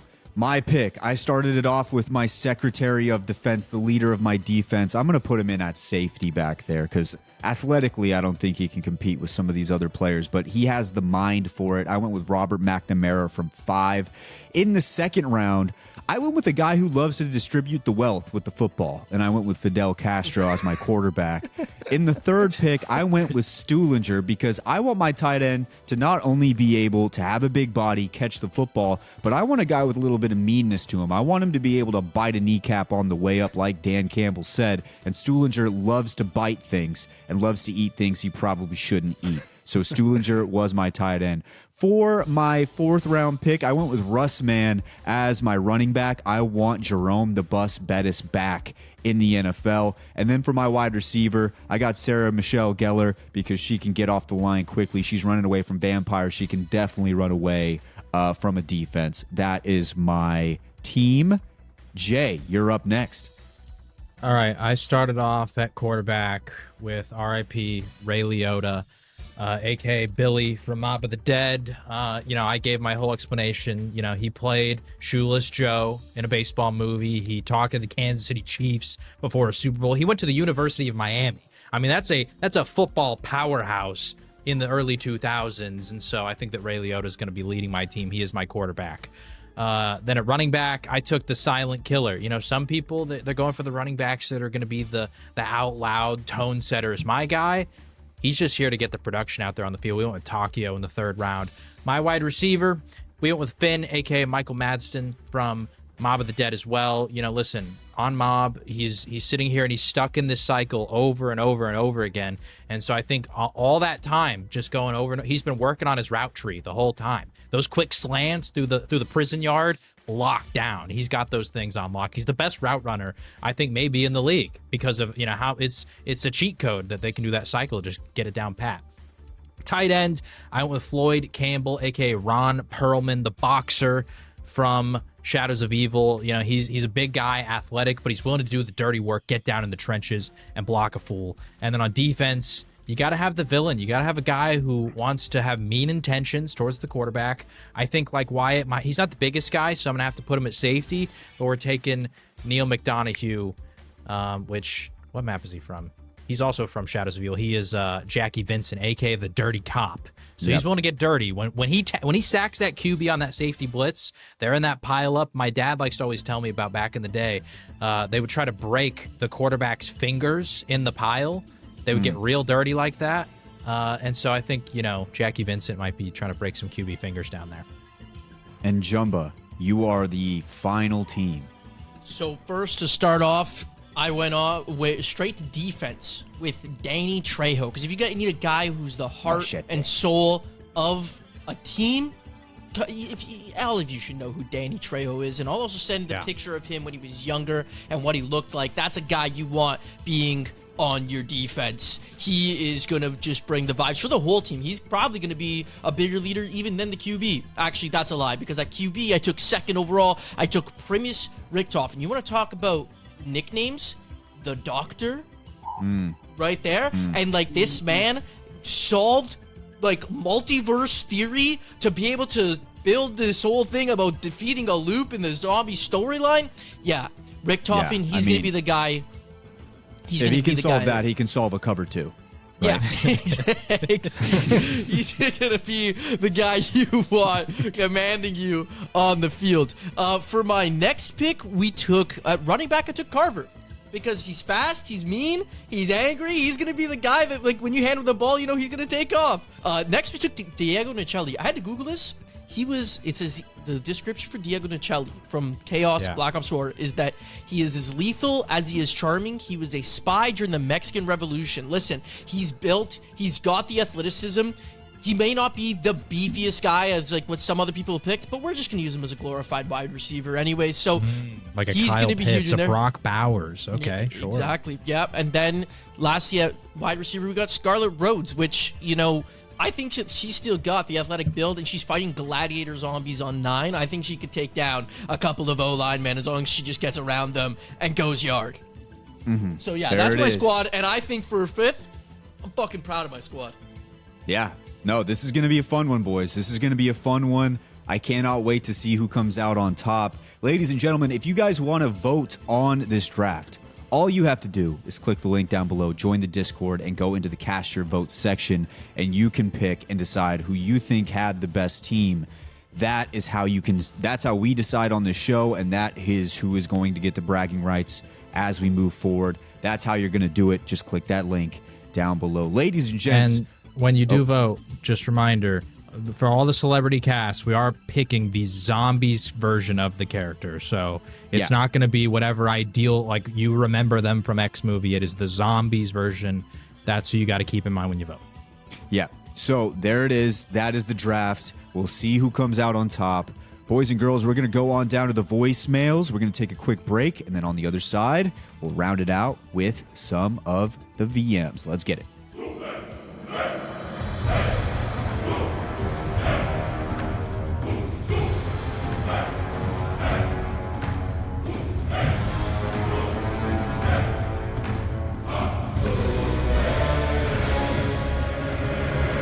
Okay, voicemail time, ladies and gents. Let's kick it off with the first one here from Pete. We haven't seen the transit crew since Tognertoten. They were trapped in the Dark Ether, and pretty much we know nothing further about their whereabouts, what's going on with them. What are the chances that, since this game is currently going to most likely all take place within the Dark Ether, will we run into them? Will we see them again? Will we hear things about them? You know, just what are your overall theories? Thoughts, I'll say this right now. There is like a 99% chance that they will be referenced somehow, because all the modern zombies has been is just straight nostalgia bait of old stuff. There's dudes from Cold War. One of the guys, I think it's either the guy from Citadel that you talked to, like his father, Kraft, or it's the guy from the tomb, who's like the talking to you at the beginning with the monocle. One of those I think is from Vanguard. Like there's the Sentinel artifact being referenced over and over, and for some reason became a boss. Like they reference so much old stuff, and I mean they're even doing it in Ashes of the Damned. And I to be honest, the more that I've actually thought about this since playing the beta, it kind of pisses me off that they brought back like the Origins box. Why? There's probably no reason. They just did it. So I think there's a 99% chance that they will do something related to the Victus crew. What will it be? I don't know. Will it be meaningful? Probably not. It would be interesting if with the Victus crew they kind of did a similar thing that they did with the Primus crew, where they're in the Dark Ether, but they have a completely different background. Like they all come from different times. Stuhlinger or didn't eat a zombie. Yeah, didn't eat the zombie. He's normal. Russman became a famous NFL running back. Yeah, there's just there. I do think we'll see something there. I don't know if we'll be able to play him or not. I doubt it, but that would be cool. Probably not. I was gonna say that playable. No, I don't think there's a chance, especially just because of how playable characters work now, where it's like you just pick your character. Yeah, with your operators. So like if they bring them back as like a pack they're gonna sell and they have no like impact, maybe they'll do that for money. But like I don't think anything to do with the Easter egg. But I do think I agree with like a reference because of everything. And then on the point of like the Origins box, like yeah, I got hyped when I saw that. I think that they just brought it back and their explanation is going to be, well, everything got pulled into the Dark Ether, so it's all just random stuff. It's just gonna be that. Yeah. There it is. Yeah. All right, the next one. Oh, you have something, Rich? I was just gonna say I think it's gonna maybe be like little like Easter egg snippet type things, like little very small baby ones. That's just my opinion, but I think we're gonna at least see something from everybody. It's all gonna be jumbled together. Okay, let's move on to the next one. Here it comes from Better Brian. True. Hey guys, love the episodes, love the show. Wanted to say, as somebody who has put over 10,000 hours in every Zombies game, aside from Vanguard, and even that one I have over 5,000 hours in. Diabolical. I love all of the games dearly, and it's a very nuanced conversation, but I would say that Exo Zombies, Advanced Warfare Zombies, is lower on the rung in terms of Zombies games overall. There are things to like about that game. It is not shit. I do not agree with Jay, but I don't think it's top tier either. I will say that. But I do think Infinite Warfare is better. Personally speaking, I think that Wyatt, you should give it an honest try, but that's just, just don't let Jay's hating on Advanced Warfare poison the well on Infinite Warfare. It's a very great game. Also, I will die on the hill that Attack of the Radioactive Thing is better than Shaolin Shuffle. Shaolin Shuffle Ninja Zombies suck. Ooh, that's a take. Now he has actually two more. Shaolin Shuffle is actually, it's not the most popular map, but I just think it's cool because if we'll get into it. Why you like melee stuff? You literally get to pick a kung fu style that you can melee zombies with throughout the map. It's kind of sick. I'm coming into this with an open mind because, in my opinion, if I end up really liking this game, then that's just more fun I can have playing zombies. And I also love the fact that this guy has so many hours in zombies and is still able to digest our show. That just means that there's probably times he's listening. He's like, "What the fuck are they talking about?" He also is like, it's nuanced, and meanwhile I'm over here like, it's shit. Everything about it blows. Yeah. I was also going to say this. When he was saying, I don't agree with Jay saying it's shit, the thing with our group of friends is even if we like something, but we like something else better, we're going to say that thing is shit compared to that. Because that's just how we talk to each other. We're just like, oh, this thing's shit, even though we like it, but the other thing we like better. At least I do that. When I hear a guy had 10,000 hours in most games and 5,000 hours in the one that we were calling the worst, or like second worst, I think we said, is crazy because I'm like, how often is he listening just like, these takes make no fucking sense? That's what I'm saying. He's like, these guys are just fucking idiots. Fuck. As he's playing fucking Infinite Warfare Zombies. From us not playing a certain game as much over others, right? So it's like we still have a lot to learn as well, but at least our show can be digestible enough where somebody who has put the time in is like, yeah, I could still listen to these guys. That feels good. That feels good. That's Let's nice. get to a Very second nice. one here. Hey guys, I'm back. Love the welcome episodes, back. love the show. I wanted to say there's a couple things in Black Ops 7 Zombies Beta that I experienced that I haven't heard anyone talking about, and I wanted to know if you guys had experienced this. I didn't see it on the live stream, but I want to know if you guys had seen it off of the live stream or have heard about this. First off is that I had a round of the special rounds where the special zombies went outside the map and taunted me, and then I had for 2 whole minutes I was sitting there just waiting on them to come back, waiting on the last Ravager to come back in the map, and he just sat out there and danced, and so I had to kill it obviously, and the Maxim was outside the map, so that was crazy. I heard anyone else talk about that, but that actually happened, I promise. And then there's been some symbol zombies, like zombies with symbols, like that look like monkey bombs, but they're zombies with symbols clanging them together. I've had that a couple times. I want to know if you guys have heard about those. Yeah. On our live stream, I said something to Jay. I was like, this zombie is just clanging the symbols together. And he was like, look at the screen. And I just looked, and there's just a zombie sitting there going crazy like it was a monkey bomb. Was the it a other thing I zombie had or a was Was it a Ravager? zombie or a Ravager? I think it was a Ravager. And Because now the that I think Ravagers about it. will do it, yeah, when they eat a bunch Yeah, of salvage I and saw shit something like that. where if they eat too much, they do that. And so I'm wondering if when he's saying the Ravager was taunting him dancing, I wonder if he means it was doing that outside the map. Yeah. Because maybe some salvage or something got glitched out there when he killed the zombie out there, and so he eats the one that's out there, and then he just started doing the dance. That is That could be crazy it. that it can happen outside the map. I feel like that should not be possible, and they should fix that. But also, that's funny. I did have it happen to me where a Ravager ran onto the map once. Really? I don't remember That's seeing it weird. dance, and then I started thinking to myself, I'm like, is this a mechanic? This is before I knew about the clapping thing. I thought it was a mechanic that when they ate a bunch of stuff on the floor and I didn't kill it fast enough, that it just runs away. That's what I thought it was. But it did run out of the map. And then there also was a lot of talk about bugs on the special rounds where you would finish the round and then you wouldn't get a max ammo. And now I'm starting to wonder if there's a bug that these things were just running out of the map and they were dying. He said it was dancing though. That's kind of Well, that's- funny. Well, that's It what I'm saying. does- I'm thinking it it's like a does this combination dance of with, all this stuff. symbols. Okay. Yeah. Because it does it if it eats enough of the leftover stuff that you don't pick up, it will it starts glowing. But then if it continues to eat it, it has a point where it stands up and starts dancing. So I wonder if it was a combination of everything, ran out of the map and that happened. Just imagine it's out there. Just you can't have me, bitch. You don't get this max ammo. Fuck you.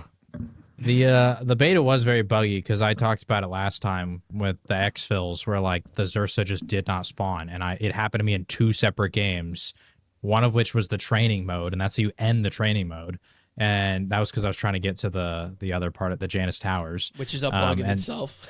yeah, which was a bug in itself. But then it tells me to exfil, so I start the exfil. And the Zersa just never showed up, so I just waited 5 minutes, and the game ended, and it said I lost. And then there was another game where I just straight up exfilled, and the Zersa also never spawned, and I just had to save and quit the game because there was no timer for that one. The timer disappeared. So yeah, it was a very buggy beta. So I believe it. Okay. I'm going to save his last one for the very last voicemail. I'm going to go to this next one. It's just a heart emoji. Okay. So BO6 and BO7 were supposedly developed at the same time, right? I don't know if that's true or not, but I've been seeing a theory floating around. I want to get your guys' opinion on it, that BO7 was the main Black Ops game the entire time, while BO6 was the testing game. They added Omni Movement in BO6, and it was a test. If Omni Movement sucked, no one liked it, they would just remove it, and BO7 act like it never happened. And then at the end of Cold War Zombies, Peg points at Terminus. So in BO6, they're kind of forced to advance the storyline. And as we know, the BO6 storyline is just utter dog shit. It's boring as fuck. All the maps felt pretty mediocre at best. I mean, Terminus, Citadel, and Shattered Veil were cool, I guess. But visually, the BO6 maps were god-awful. Well, that's just my opinion, but that's not what the theory is saying. And then the BO7 beta, farm alone, visually looked better than any BO6 map.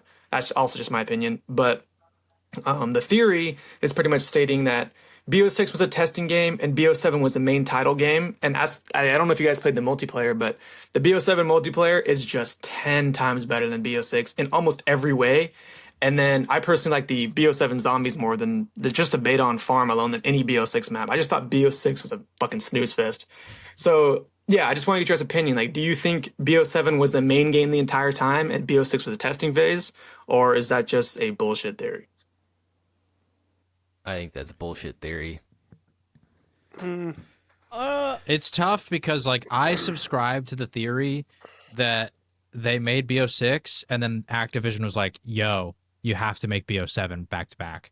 Like that's a theory I subscribe to based on the whole leaks of there's going to be 10 zombies maps. Like I think all these zombies maps were supposed to be in BO6 and they were like, oh shoot. So they put them all in BO7. And so if that's the case, then it would clash with your theory being that like they were testing stuff the whole time in BO6 and they were going to fix it for BO7, because the theory that I'm working under is that they didn't actually work on BO7 for the last 5 years.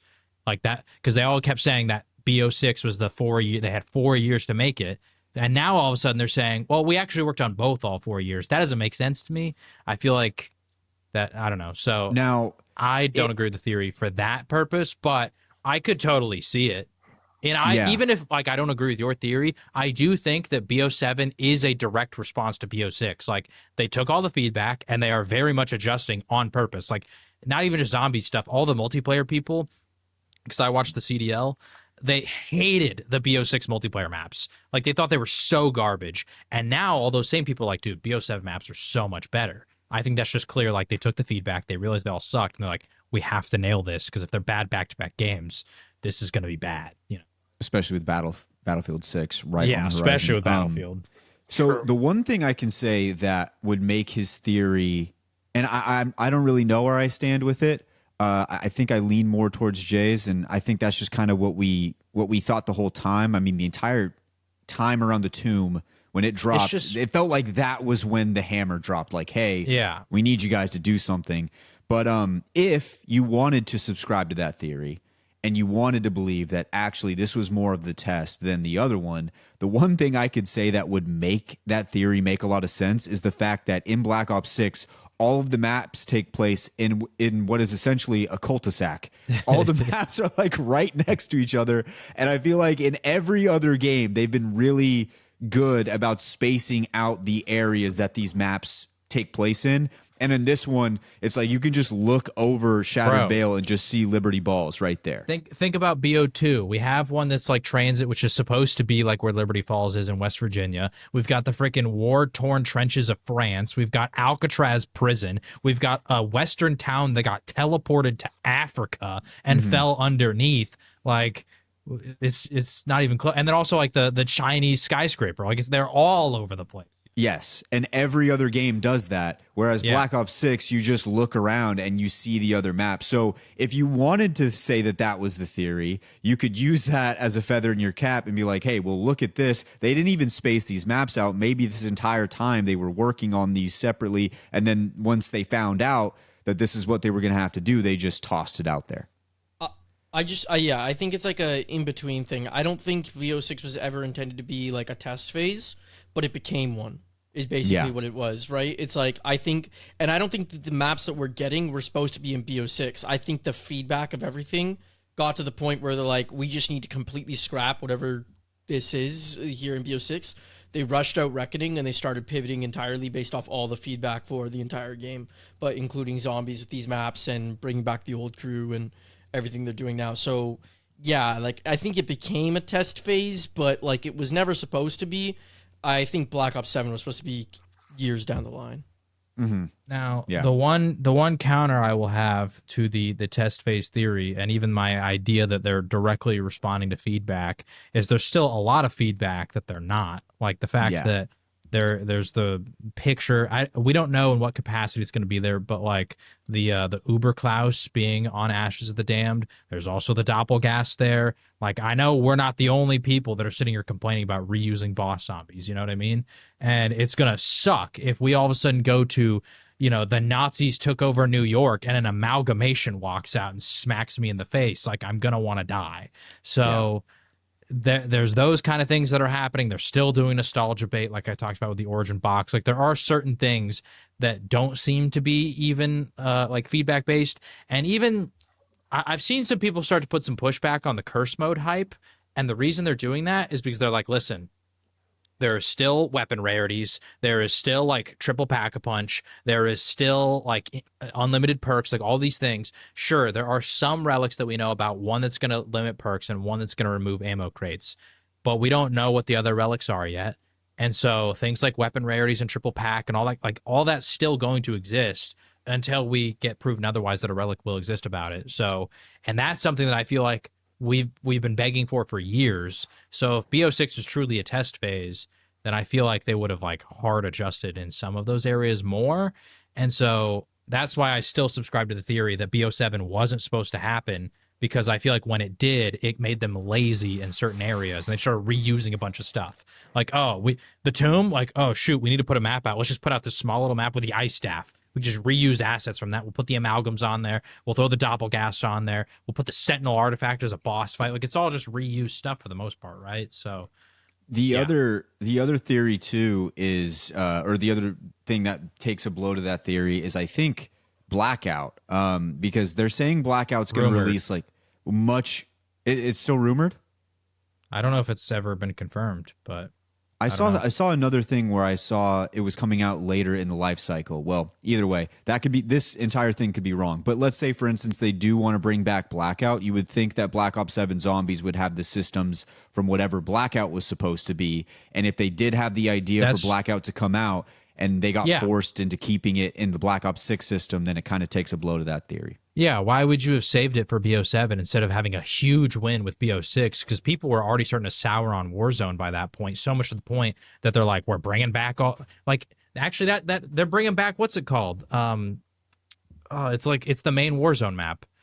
We need you on Verdansk. Verdansk, yeah. Even with BO7, they're just bringing back Verdansk. You know what I mean? So actually, that's why I think Blackout's rumored, because why would they have Verdansk and Warzone still coming to BO7? I just saw some. I'll see if I can find the tweet, but I saw somebody say something about it coming later in the life cycle. Then I wonder, like, how's that even going to work, though? I wish that Blackout and Warzone are like they're both BRs, you know. Mm-hmm. We'll never get this, but like the fact that like they, not this year, but the fact that typically they always alternate devs and they have 3 different devs. So like, you know, you technically, like, if this Treyarch, then we go Infinity Ward, then Sledgehammer, then Treyarch again or something like that. That's 3 cycles of Call of Duty. Like, I wish that like Black Ops 7 could just be live service for the next 3 years, where like, you know, why can't you keep getting seasons for Black Ops 7 coming out that drop new freaking maps or anything? We won't get that because they always need to promote the next game, but like, why can't you do both at the same time? Dude, that's why I wish they would just do like a Master Chief collection for zombies, bro. Because then imagine what you could do if it's not even related to the Call of Duty yearly release cycle. Just let them cook. Let them do their own thing. Put all the old stuff, put all the future stuff into that same game, but also maybe it got its own exclusive things. That'd be so cool. And they more than deserve it too, right? Like they basically, Black Ops 6, it was carried by zombies. I think like they this won't do it for the entire purpose game. that it's carried by like a lot of it's carried by probably zombies, All the zombies players wouldn't play the new release. They would just play the zombies mode. Yeah, that takes a big shot to my thing. But I feel like the devs deserve it, man. Like they put in so much work in Black Ops 6, and we have our feelings about it, but they did kind of carry that entire game, because for a long time it was just it was dire. I think the zombies community has shown that if you did give us our own platform, we would spend, we would pay, and we would also enjoy whatever we can. I also feel like it would be so cool to be able to, like, I feel like Shattered Veil is a map where, just as a map on, like, just the way it looks, all the things, if I could play a Shattered Veil in a different system, in a different setting, Black Ops 2, Black Ops 3, whatever it may be, I think it instantly shoots so much higher than where I have it on my current list right now. I can't put it any higher because of the Black Ops 6 and what holds it back. imagine like out of all the maps that if you could put it on an old game, imagine Citadel with like old BO2 style zombies, but with melee macchiato and the swords. Like Kyle nailed it with the draft when he did say That would be I sick. agree. I think the BO2 zombies was probably the best. Like the zombies themselves felt where it's like it's difficult, and imagine Citadel being so claustrophobic, but you have the swords to go crazy on them. Like that'd be so sick. Yeah, so that's a great point you bring up, and it is interesting. We'll just have to see what happens here going into BO7. To round out the theory thing, I will say, regardless of what theory anybody believes, I think whatever Treyarch is saying is not true. I do not believe that these games were developed simultaneously on purpose, and they requested Activision to do that. Either they did, and like you're saying, the theory is true where it is a test game and they actually threw a lot of like dumb stuff at BO6 in order to have this like massive comeback for BO7, or like we said, where it wasn't supposed to be that way and they just had to all of a sudden cancel stuff and start getting lazy to make BO7 happen at the same time. Regardless of whatever theory you subscribe to, I think one of them has to be true, or some other theory out there exists that is true, because I just don't believe that they're saying that for the last 5 years they developed both of these games at the same time. I do not believe that. And even if they wanted to keep it similar for the systems from Cold War, it just doesn't make a whole lot of sense to what Treyarch's done in the past. They've drastically changed systems after however many life cycles. If you look at what we have now, we're about to go into our third cycle where it's the exact same systems, almost exactly the same. A few minor changes here and there. They don't typically do that. I feel like their back was against the wall and they had no choice. I went back and watched a video because I was talking to Tim Hansen about Tim Hansen to you, Wyatt. I watched this video of him. He recently released he played Vanguard for the first time, and he like famously did not buy Vanguard at all when it came out. And watching that video, I was like, dude, some of these systems are the exact same as future Cold War BO6 and BO7 thing. Like the crafting table is the exact same. And I was like, dude, that makes it even worse. Yeah. Like some of these systems already existed even back in Vanguard, man. And that's a game where Treyarch didn't even make the game. They just made the zombies because Sledgehammer released her Enfang, and it was so hated that they had to bring Treyarch in, which I think cut development time away from Cold War. So what did Treyarch do? They just pulled some of their Cold War systems and they put them in Vanguard. Like, my gosh, man. Like, what are we doing?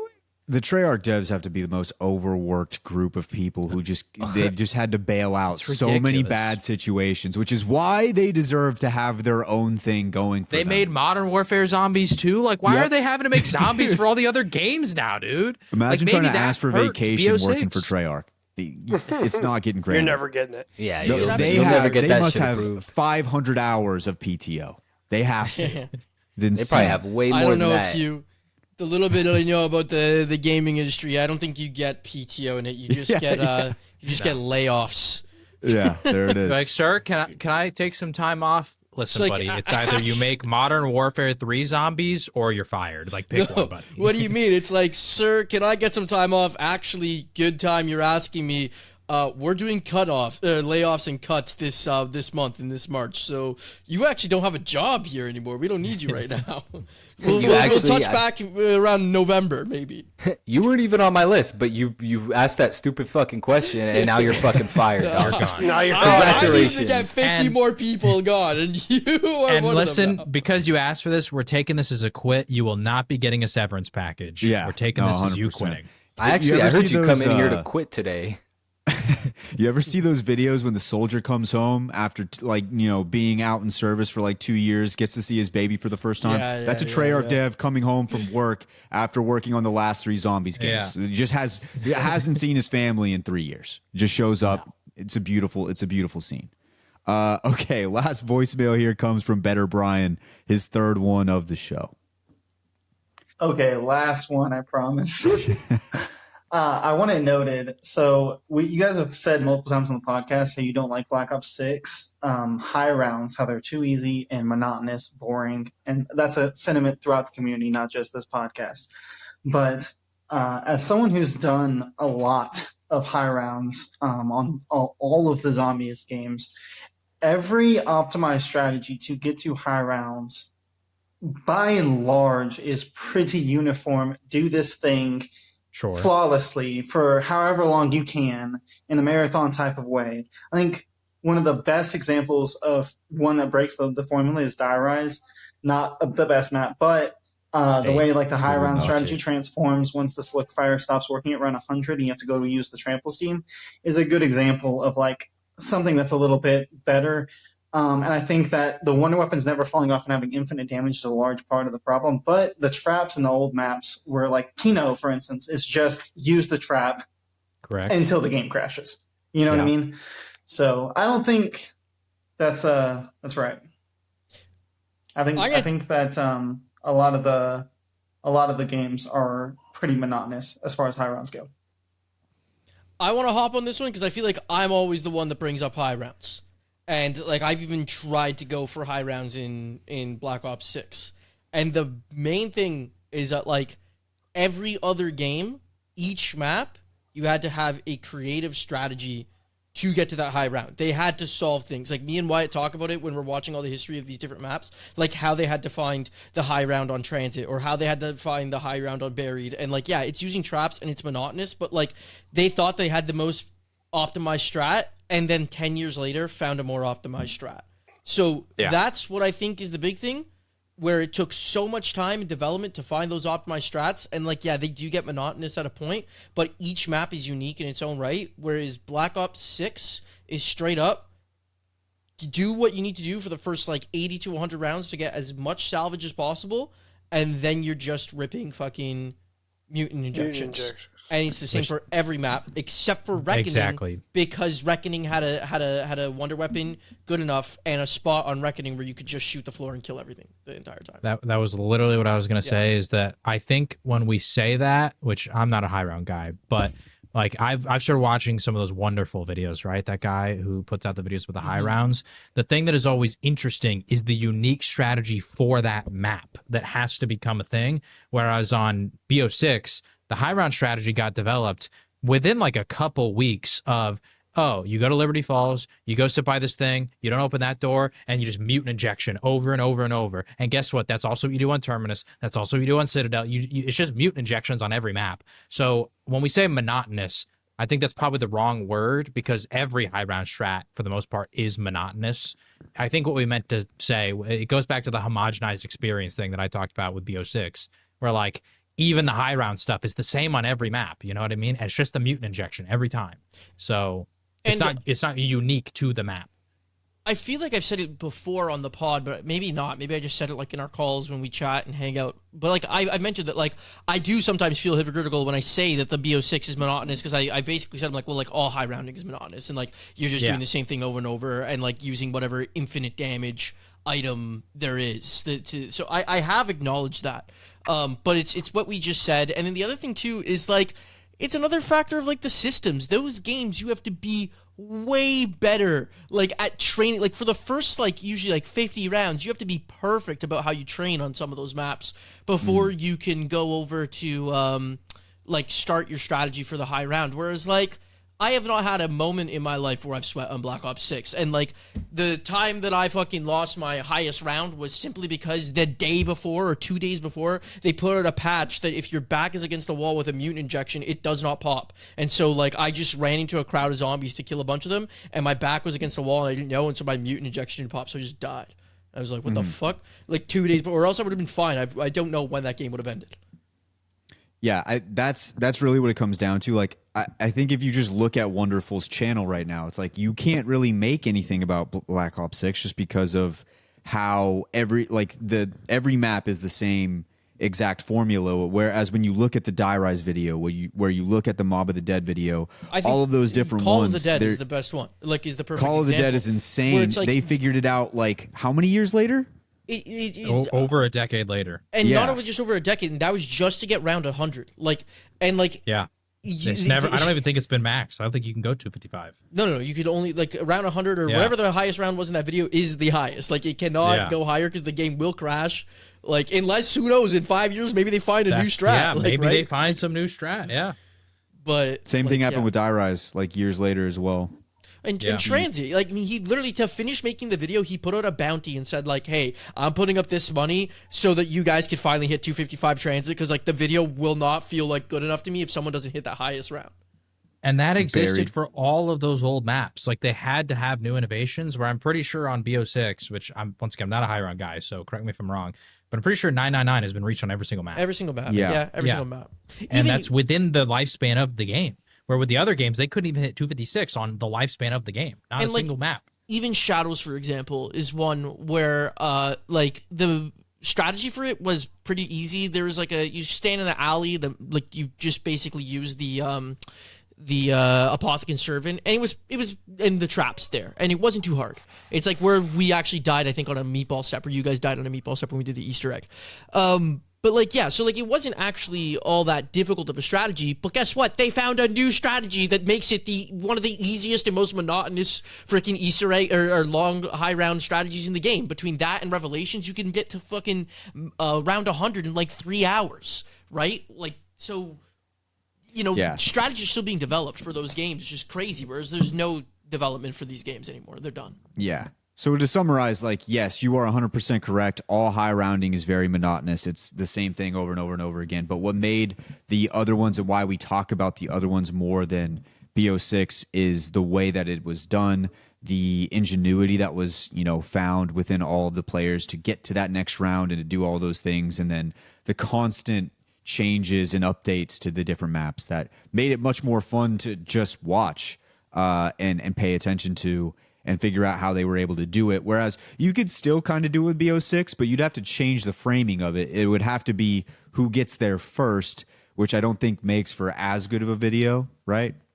Well, just the wonderful videos themselves are testaments to why the old high rounds are more entertaining, because there are hundreds of thousands of people that are watching a video about Call of the Dead being solved to hit round 100. And that cannot exist on any BO6 map, because if you tried to make a video about any of the future maps outside of, I guess, Reckoning, because Jump is saying you can use the Wonder Weapon for it, it would be, oh yeah, they just used the same strategy that we found on Liberty Falls super early by just crafting mutant injections and sitting in this one spot. Yeah. And then once they found that, we got that within like a month or two. You know what I mean? Like, there's not this long history of new strategies. And some of that stuff I do realize is like the hardware limitations back in the day. Like the crashing was something they had to overcome, like on Buried, for example, where it was like the game would just crash on Buried. So they couldn't do the same strat. They had to find out how to like limit the things that were causing the crash. But even some of that stuff made it interesting. And I know that like that won't exist in modern day stuff, but it's just the strategy itself got solved, and it's solved on every map immediately. Yeah. Yeah, and the game's just easier. It's just easier. I think the cool thing about those strats is like it was about like speed after, and like if you guys are in tune with the speedrunning community at all, but there's also like there's you go for the highest round, but now it's like, okay, who can get to the highest round fastest? Maybe that becomes a thing, right? But it's like I don't think anyone cares to do that when like the Citadel strat was go to the traps, spam the rocket launcher for like the first like 50 to 100 rounds, get a lot of salvage, and then go sit under like one of the rooms and spawn and fucking just mutant injection because you could get the fastest spawns. Right. So, yeah. But there it is. Appreciate all the voicemails, ladies and gents. Appreciate you guys for listening to another episode. Thank you guys so much. We're just a few weeks away from the launch of Black Ops 7, and then we should be having a lot more to talk about as we get into the life cycle of BO7, and we're hoping it's a good one. But we just got to see what happens from there. Thank you guys for tuning in as always. We'll catch you guys soon for another episode of Pack A Pod. Don't forget to click the links down below to follow us on all of our socials and to join the Discord where you can vote on the drafts as well as just chill with the boys, have some discussions, and have a grand old time. And then on your way out, don't forget to subscribe on YouTube, and also you can follow us on Spotify and leave a review on your way out. That helps us a ton. We also have comments down below that we can reply to now. We figured out how to do that. So now we can reply on Spotify. So once again, you guys can check all that out. Thank you guys for tuning in as always. We'll catch you guys soon for another episode of Pack a Pod. See ya. See ya.